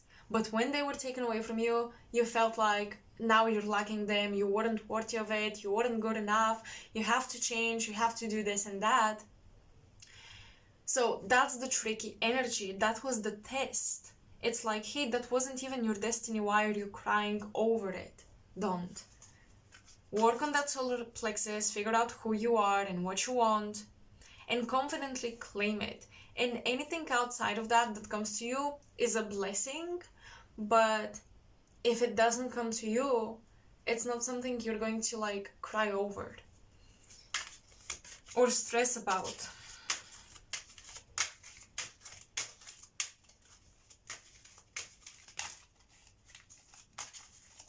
Advice from the Sun.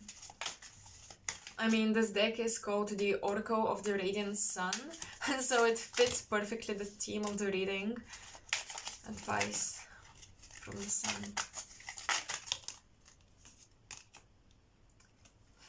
Patience, Jupiter in Virgo.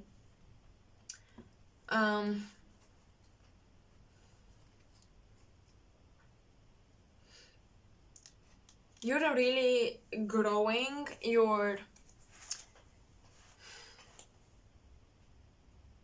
I want to say, divine feminine energy. I want to say you're growing more into this gentle, divine feminine, but don't mistake it for, or you're just growing more into a spiritual, gentle, soft, pure life, or a lifestyle that seems to be good. Now, Virgo energy talks about purified good, or goodness personified. And when you have a lot of sixth house placements or Virgo placements, you really feel like it's your duty to do the right thing. And with Jupiter here, now Jupiter is not happy in Virgo because it used to rule Pisces, and Virgo is the opposite sign. Also, Jupiter and Mercury are in opposition. Mercury rules Virgo. So Jupiter doesn't do very well in Virgo. And I think what it means here for you guys is that you've been really focusing on the details and at the same time getting lost in the details. Like, Jupiter can talk about getting lost in the bigger picture, getting lost in the dreams and the lavishness of it all, but Virgo can talk about getting lost in the details. And because you have Greek goddesses represented here, I'm thinking of Hera, I'm thinking of Pallas Athena, I'm thinking of Artemis. I do feel like you're learning to work with goddess energy, but I also feel that you're not meant to be confined by one identity, one archetype only. And maybe you've been getting lost in the details of figuring out the specific person or persona that you want to be when you have multitude aspects of yourself. A multitude of aspects of yourself. So you gotta be patient into growing the person you want to be or you desire to be, because it's not just one person you're growing into. It's not just one character from a movie you're gonna become. So be patient.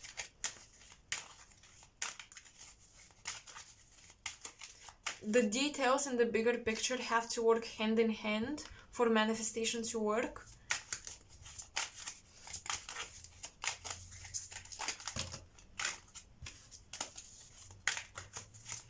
Advice from the sun.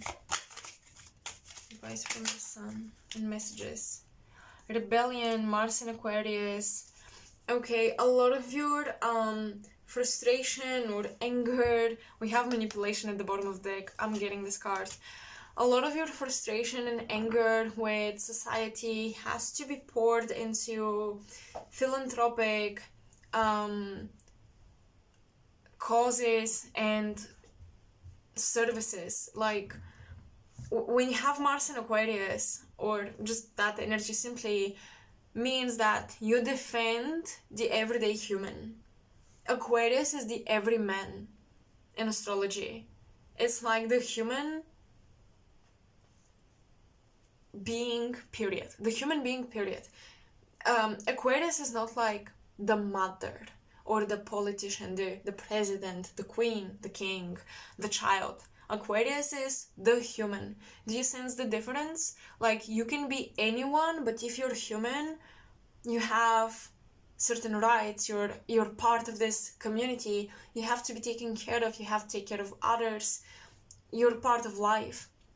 That's Aquarius. That's why Aquarius symbolizes communities, groups of people, friends and like-minded people coming together. And when you have Mars here, you want to rebel against the people that use labels, categories, and social status and hierarchies to judge or oppress other people.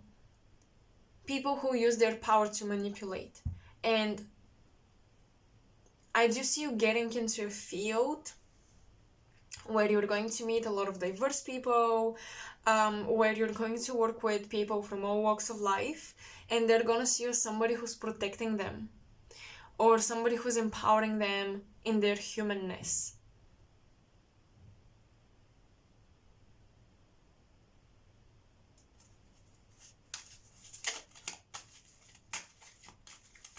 And anyone who oppressed you or tried to put you in a category, pile 2, and to manipulate you, to basically expand or grow you, Jupiter, into the version that they wanted you to be, to put you in a suit, in a dress, in whatever, in a uniform that represented what they wanted you to be, you are rebelling against these people. So I'm just saying, pile 2, expect to have like an outburst at some point and some tough conversations, and you're standing up for yourself essentially, and you're supported in doing that. The sun is saying, yes, you should be doing this, because the sun is light, right? It illuminates things, it warms us up, but it can also burn when it has to. So I'm hearing a solar storm is going to come into people's lives, that into the people that didn't treat you well, into their lives. You're just going to not explode, but definitely I can see your voice getting louder, pile 2, okay? So that's all I have for you guys. I'm going to end the reading here. I hope it resonated. I hope you enjoyed it. I hope it empowered you. And just, I'm sending you so much appreciation for your journey. I feel like this was a sensitive journey, but there is so much love and power that will come out of these experiences. Just trust in that. And yeah, thank you for being here. Thank you for spending time on my channel, and just, I appreciate you here. And if you want to support me, you can like, share, and subscribe. And as usual, I will see you hopefully in my next pick a card. Make sure to come back, okay? Bye, until next time. Hi pile 3, that's not how I usually do these readings, but as you can see, I've already laid out the cards, and that's because I started the reading and the messages were coming through a bit confusing, so I decided to use my notebook. Right, this one. I actually made this one. Anyways, it's a DIY project, and I felt like I have to write down the messages so that they can make more sense to me, so I can kind of keep track of my thoughts and not get lost in them. So that's why you see the cards laid out, and I've already pulled out some additional cards for clarification. I don't know if you're vibing with this way of doing the reading. I usually like to show you the cards and as they come out and as the messages just unfold, but it's been a little different this time, so I just gotta do what I gotta do. That's why we're going to start the reading from here, and just, I hope you just guys trust in the process. And of course, I took some notes, but I do expect more to come through beyond what I wrote down, and I'll be also pulling tarot cards in a couple of minutes when I finish talking about the oracles here. Therefore, yeah, that's it. So let's get into it. First of all, we have a lot of fire in the spread. We have Sagittarius energy. This is a fire sign. It's a mutable fire sign, so I'm literally thinking of the phrase catching on fire, right? When something catches on fire, that is mutable fire energy. Fire just spreads everywhere. With the conjunction, we have a really, conjunction is maybe one of the most powerful aspects in astrology. The other two are oppositions and squares. So when you have a conjunction to celestial bodies, or even more, come together and they all merge, and sometimes they have to dominate each other, sometimes they just merge and become one energy, but conjunctions are very potent, very, very potent. And I always think of explosions with conjunctions. So we do have a very fiery aspect, if you ask me. If I had to define it by an element, conjunctions would be fire, and squares would be earth, and oppositions would be air, etc. And trines and sextiles would be earth or water, depending. But we have a lot of fire here. We have Jupiter and Sagittarius here as well. Ninth house, clarifying the joy card,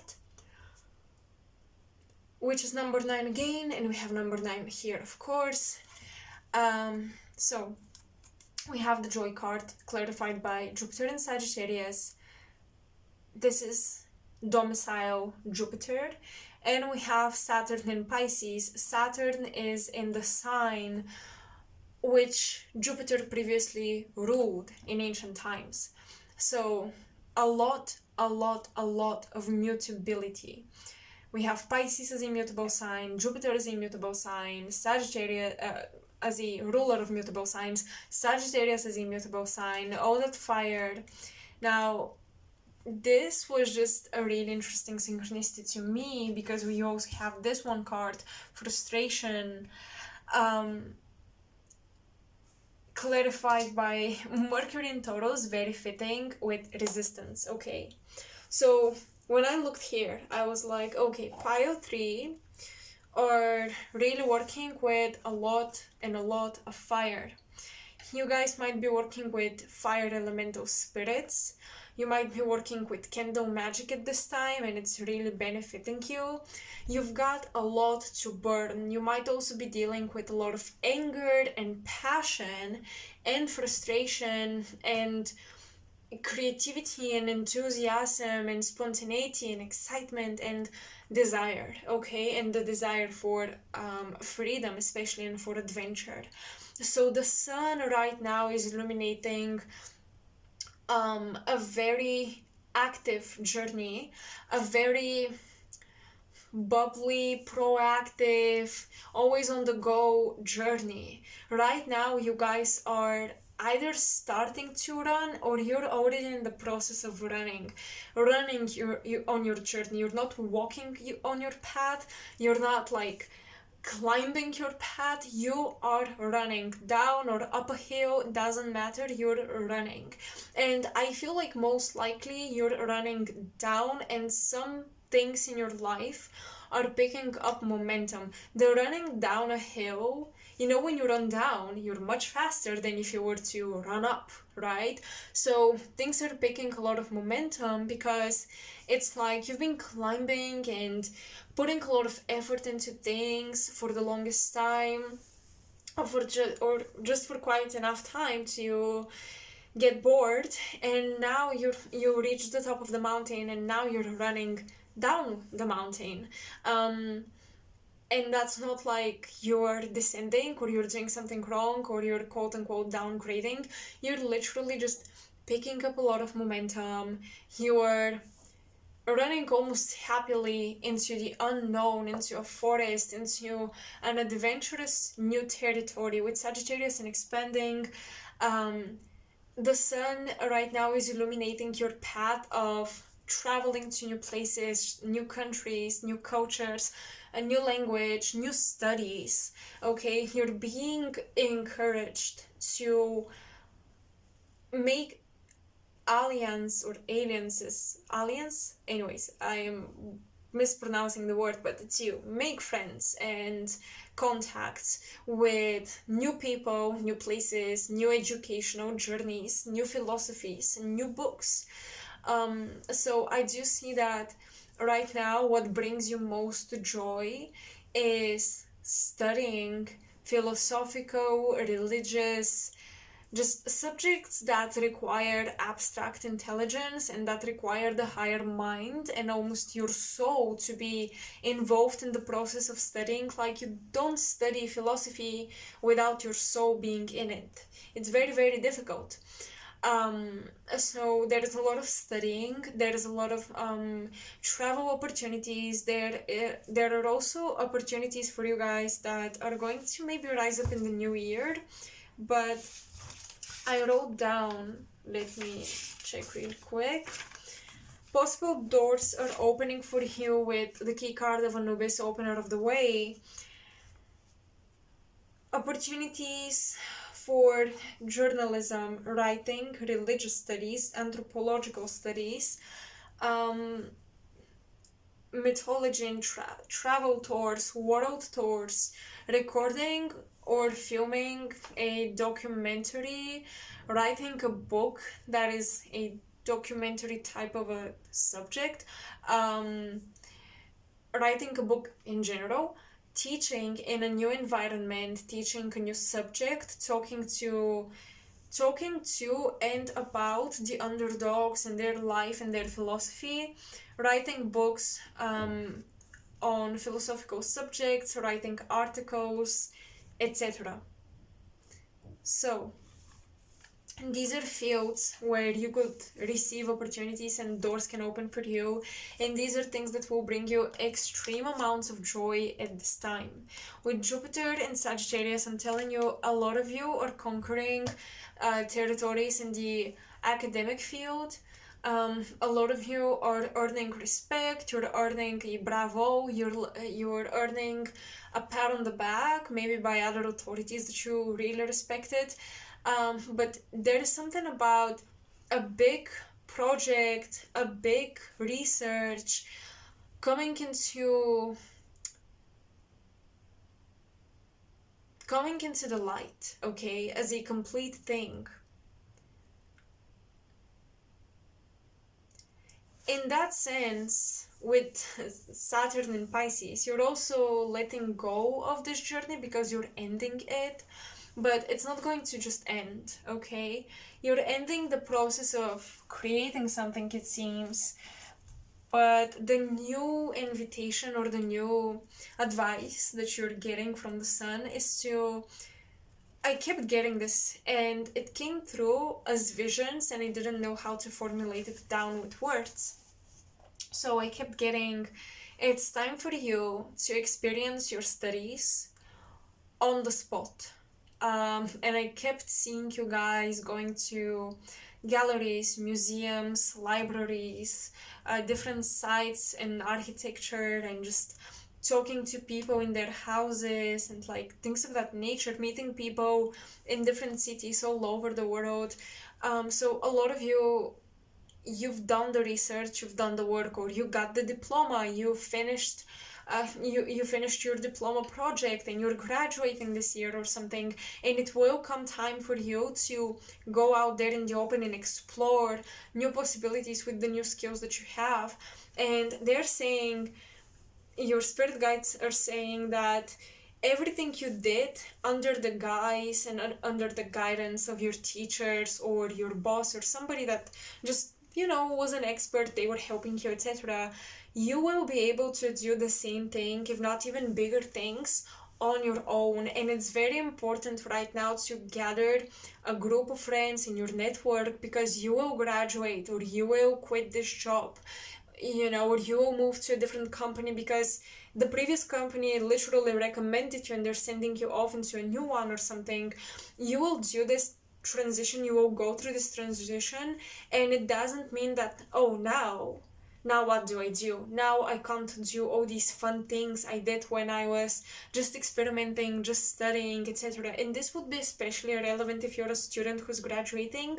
But even if you're not, it can be relevant in the sense of you had a guide, you had an advisor, you had somebody who was supervising your work and who was financing your work, etc. Like they were helping you finish these projects, and now you gotta go and find your own projects and find sponsors or finance it yourself and just do it. And Spirit is saying that you will be just as capable to do the same things, if not even bigger, than you were when you were part of this system, this institution, etc. That is the Jupiter in Sagittarius energy, and the Saturn in Pisces. Like, Saturn, authorities and bosses are getting lost. They're now a part of your past, and they're something that you have to let go of. And with Jupiter in Sagittarius, you're picking up momentum, becoming your own authority, becoming your own creative director, if you will. So a lot of projects you will be directing on your own. You will start these projects on your own. And it seems like you'll be very proud of them because there's a lot of fire energy, and you have the joy card. So if something for you is ending, it doesn't mean that the joy of all the perks of this thing is going to end as well. I'm seeing that you will find the same joy and even bigger in new areas, in new spaces, with new projects and new people. But with the conjunction card here, I feel like you will fly out of the nest with a tribe. Like, you're not gonna be alone, you're not gonna be on your own flying into this new field.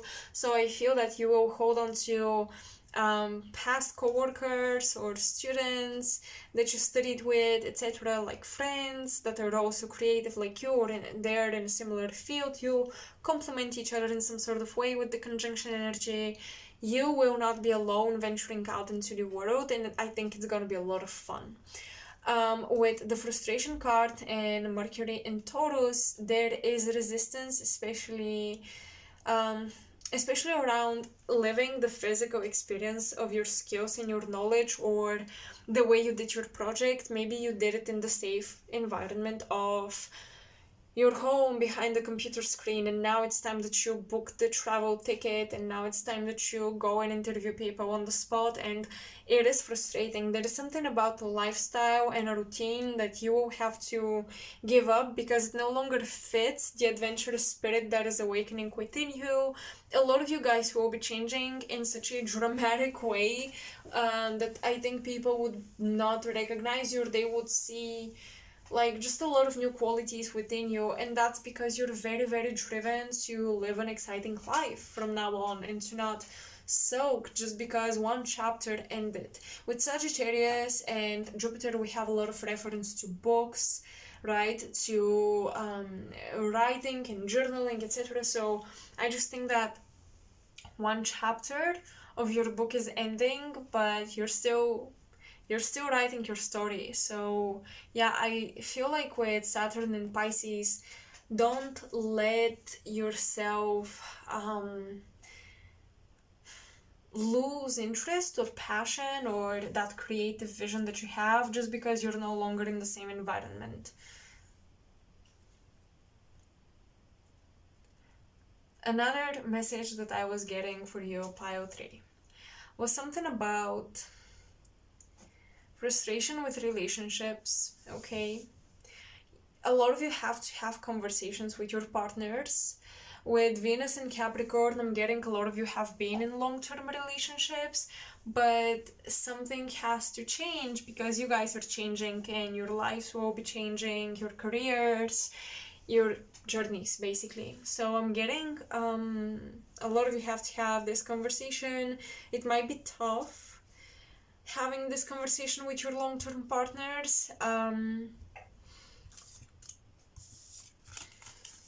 We have the Milky Way galaxy transition and protection versus vulnerability and polarity.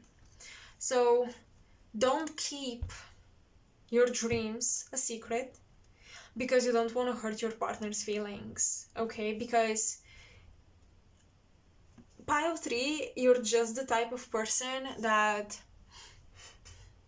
you will not drop your dream. You're more likely to drop the people that hold you back, even the people that you love, but you're not dropping the dream. And that's because, once again, you have a lot of fire energy.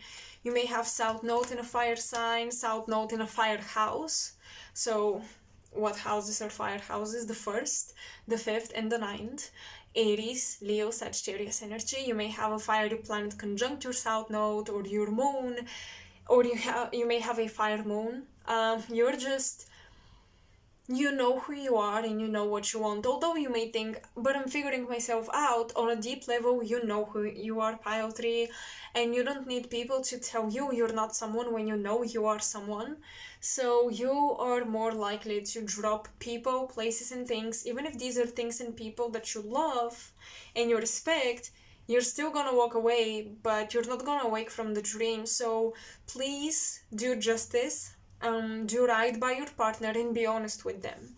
Tell them what you want, tell them your plans, tell them your hopes and aspirations, and that if your hopes and aspirations have to take you on an adventure, are they willing to go with you?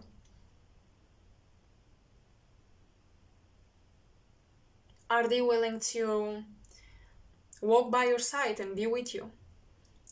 Is their dream flexible? Like, is their dream, does their dream require them to also be on a very specific journey? Or for example, you have to travel to do your work, and they're home office, so they can do work from anywhere, honestly. So yeah, they can travel. It's not gonna harm their job necessarily, but are they willing to change their environment, etc.? Do they want to do that? You gotta talk to them. And with Venus in Capricorn, I do see that for a lot of you, this is a long-lasting, long-term relationship. It's committed. Your finances are kind of aligned with each other. You think about the future together. You're building together. It's a very stable relationship. But with the Milky Way galaxy, you guys are called to be a citizen of the world and not just one country, one city. You're not just gonna be the spouse of so and so and the father or mother or sister or whatever family connection to someone. That's not your calling. I mean, you can enjoy these things, but if you lack the joy from this adventure and being on a soul journey, you won't be able to appreciate the other things of your life. It's like this one thing has to be in order, or you have to be dedicated to it. You have to really, really prioritize it in order for you to be able to appreciate and take care of all the other aspects of your life. Not vice versa. For all of us, it's gonna be different. Some people need a beautiful support system and relationships to be able to take care of the rest of their life. Some people need to have great health and take care of their physical body first before taking care of the rest of their life.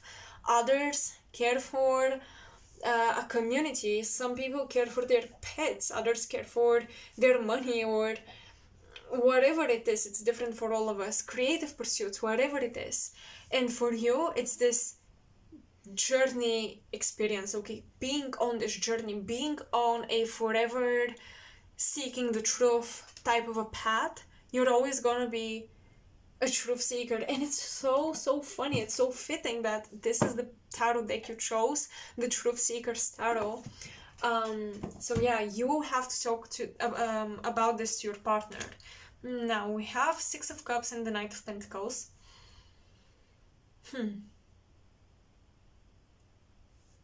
And the Angel of Mysteries. Now, what I'm picking up on is either you or your partner, somebody close to you or you, lost someone, okay? I do see a connection to the other side. I do see almost like a portal because of a recent passing away of someone. A portal opened, your psychicness was just emphasized. It's almost like for a lot of you, you have not felt the energy of the other side for a long time. You felt quite pulled away from it, actually, and not in a bad way. It was actually very grounding, but I'm getting that there is an unexpected event that brings you closer to the other side, brings you back that sense of, oh, there's this energy in my house, or oh wow, I'm getting these prophetic dreams again. Like, you got used to be away from that, to stay away from that, but it's returning. And unfortunately for some of you, it would be because someone close has passed away, and you can feel their energy transitioning, and it's almost like you're holding their hand on the other side, and they're showing you the stages and the process of what they're going through, and they're kind of bringing you into the other side with them. There is something about spilled ink on paper, or somebody was writing down something when they passed away. I'm just seeing like ink spilling, or a pen just being dropped by the person's hand. I don't know if they had to sign up something before they pass away or something like this, but I'm getting unfinished business with writing, unfinished business with literally ink and paper. That's what I'm seeing. They want to show you what they wanted to tell you, but maybe they could not, or they want to show you what they have to finish, and maybe you will finish it on their behalf.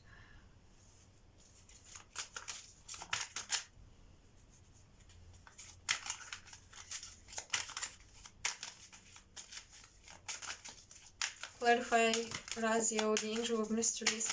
What mysteries is the sun revealing to you from the other side?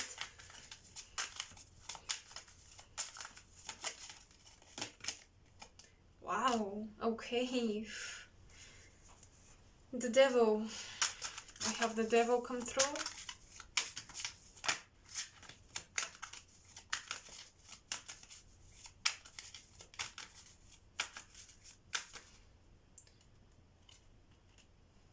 Someone close to you might be going to the wrong psychics, or your partner might be going to the wrong psychics. The devil is an interesting card because it can represent creativity, sexual creative energy, yes. It can represent a malefic energy, yes. It can represent a karmic contract, absolutely. But it can also represent the opening of the third eye, accessing truth that is forbidden, because the knowledge of good and evil, right? So being symbolically here, what you see is Adam and Eve becoming prisoners to the earth realm because they accessed forbidden knowledge. And with the Angel of Mysteries, you guys, whatever research you're doing and you're traveling, right? Especially if you're traveling and you're a journalist, or you write a book, or whatever, however you're documenting, doing the exploration, you want to protect yourself. You definitely want to be careful physically and spiritually. You do. You really want to be careful. Like, I'm getting that the unfoldment or unfolding, the unfolding of mysteries can come with a price sometimes.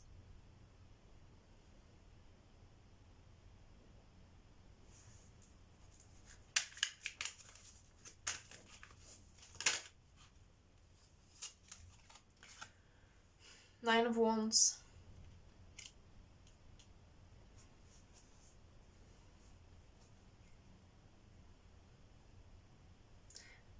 Light of understanding acquires knowledge and cures illness, the praiseworthy God. Holding a torch of fire, and so is this devil here. The fire of Prometheus, right?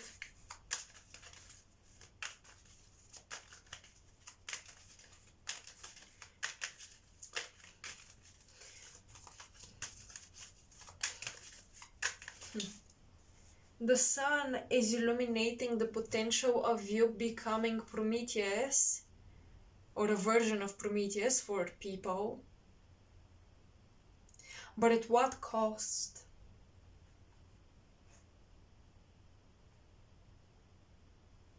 So, a small warning, pile 3. if you're dealing with authorities, if you're dealing with people that are supervising your work, etc., please use your intuition. Don't allow these authorities that can get their hands on your work, that can credit themselves for your work. People who have that power, make sure you don't reveal the full truth to them.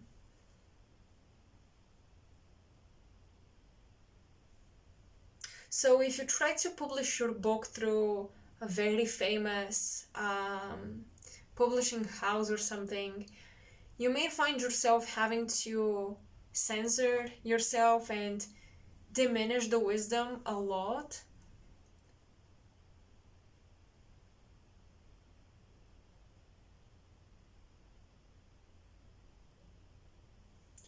So make sure you remain in a position where nobody has too much power over you or too much say over your creation.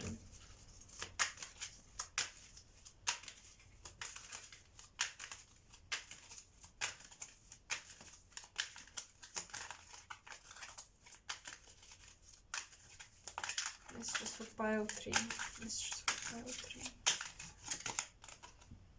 King of Pentacles. You could be paid a lot of money to do work that you don't want to do. And especially for those of you who are by any chance psychics or healers or mediums, you might be paid to do magic that you don't want to do, or the client is not revealing what they're hiring you fully. So they may say, I want you to do magic for this thing, and it seems pretty innocent, but they actually intend this magic to have a different influence. They maybe want you to heal them from something, but what they hope for is that you transfer some of your magic abilities or psychic abilities to them or something like this. So what you're being paid for, what you're being hired for, might become a very karmic contract that denies you authority. So don't put yourself in such situations, and use your intuition very, very diligently when you're dealing with people that pay you and they have a say over what you do and how you do it.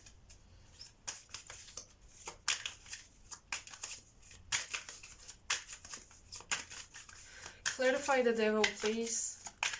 Clarify this energy. What is it about? How can pile 3 get rid of this energy? 10 of Pentacles. There is something about paying off a debt. And also something about greediness here. You're still not... Sometimes messages come through so strong, I say it without thinking. I was going to say, you're still not meant to get so much money out of this.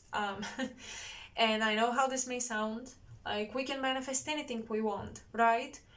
But you guys may have a test. It's like you're new into the field and everything is exciting, brand new, etc., full of opportunities, and all of a sudden someone is hiring you, offering you to pay a lot of money for your services, for your work, and you're like, oh my gosh, this is a jackpot, like I'm so lucky. But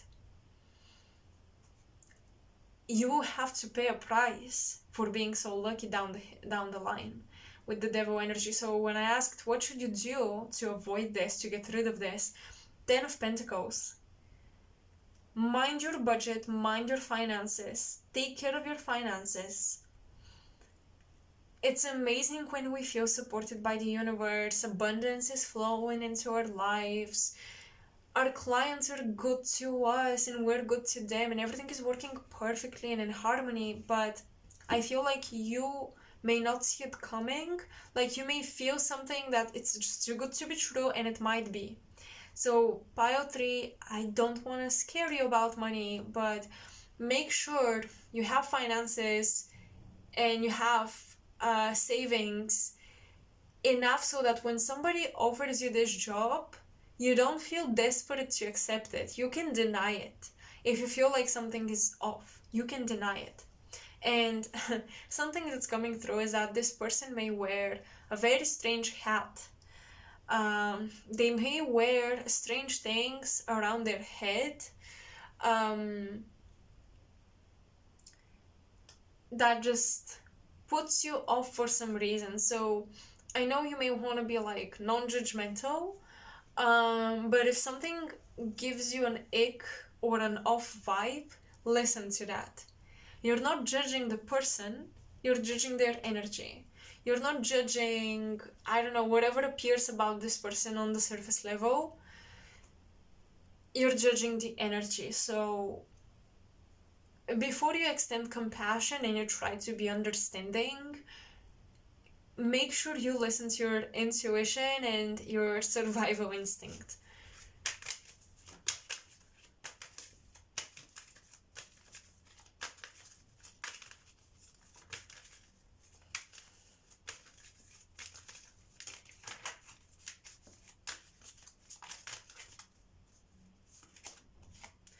Seven of Swords. I'm telling you, there is deception around. You see this ladder? Like, you can climb the ladder and reach the sky, but there is deception around it. And the Tower. Financial surprises or falling off your high horse, pile 3. So that's the only thing I want you to be careful about, okay?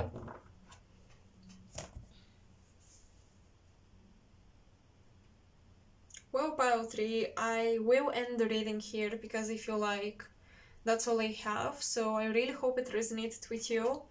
I hope it helps you and it's useful, like the information is useful to your journey. Let me know in the comment section below what you thought about it and how you feel. And yeah, I will see you very soon. I'll talk to you in my next pick a card. Bye.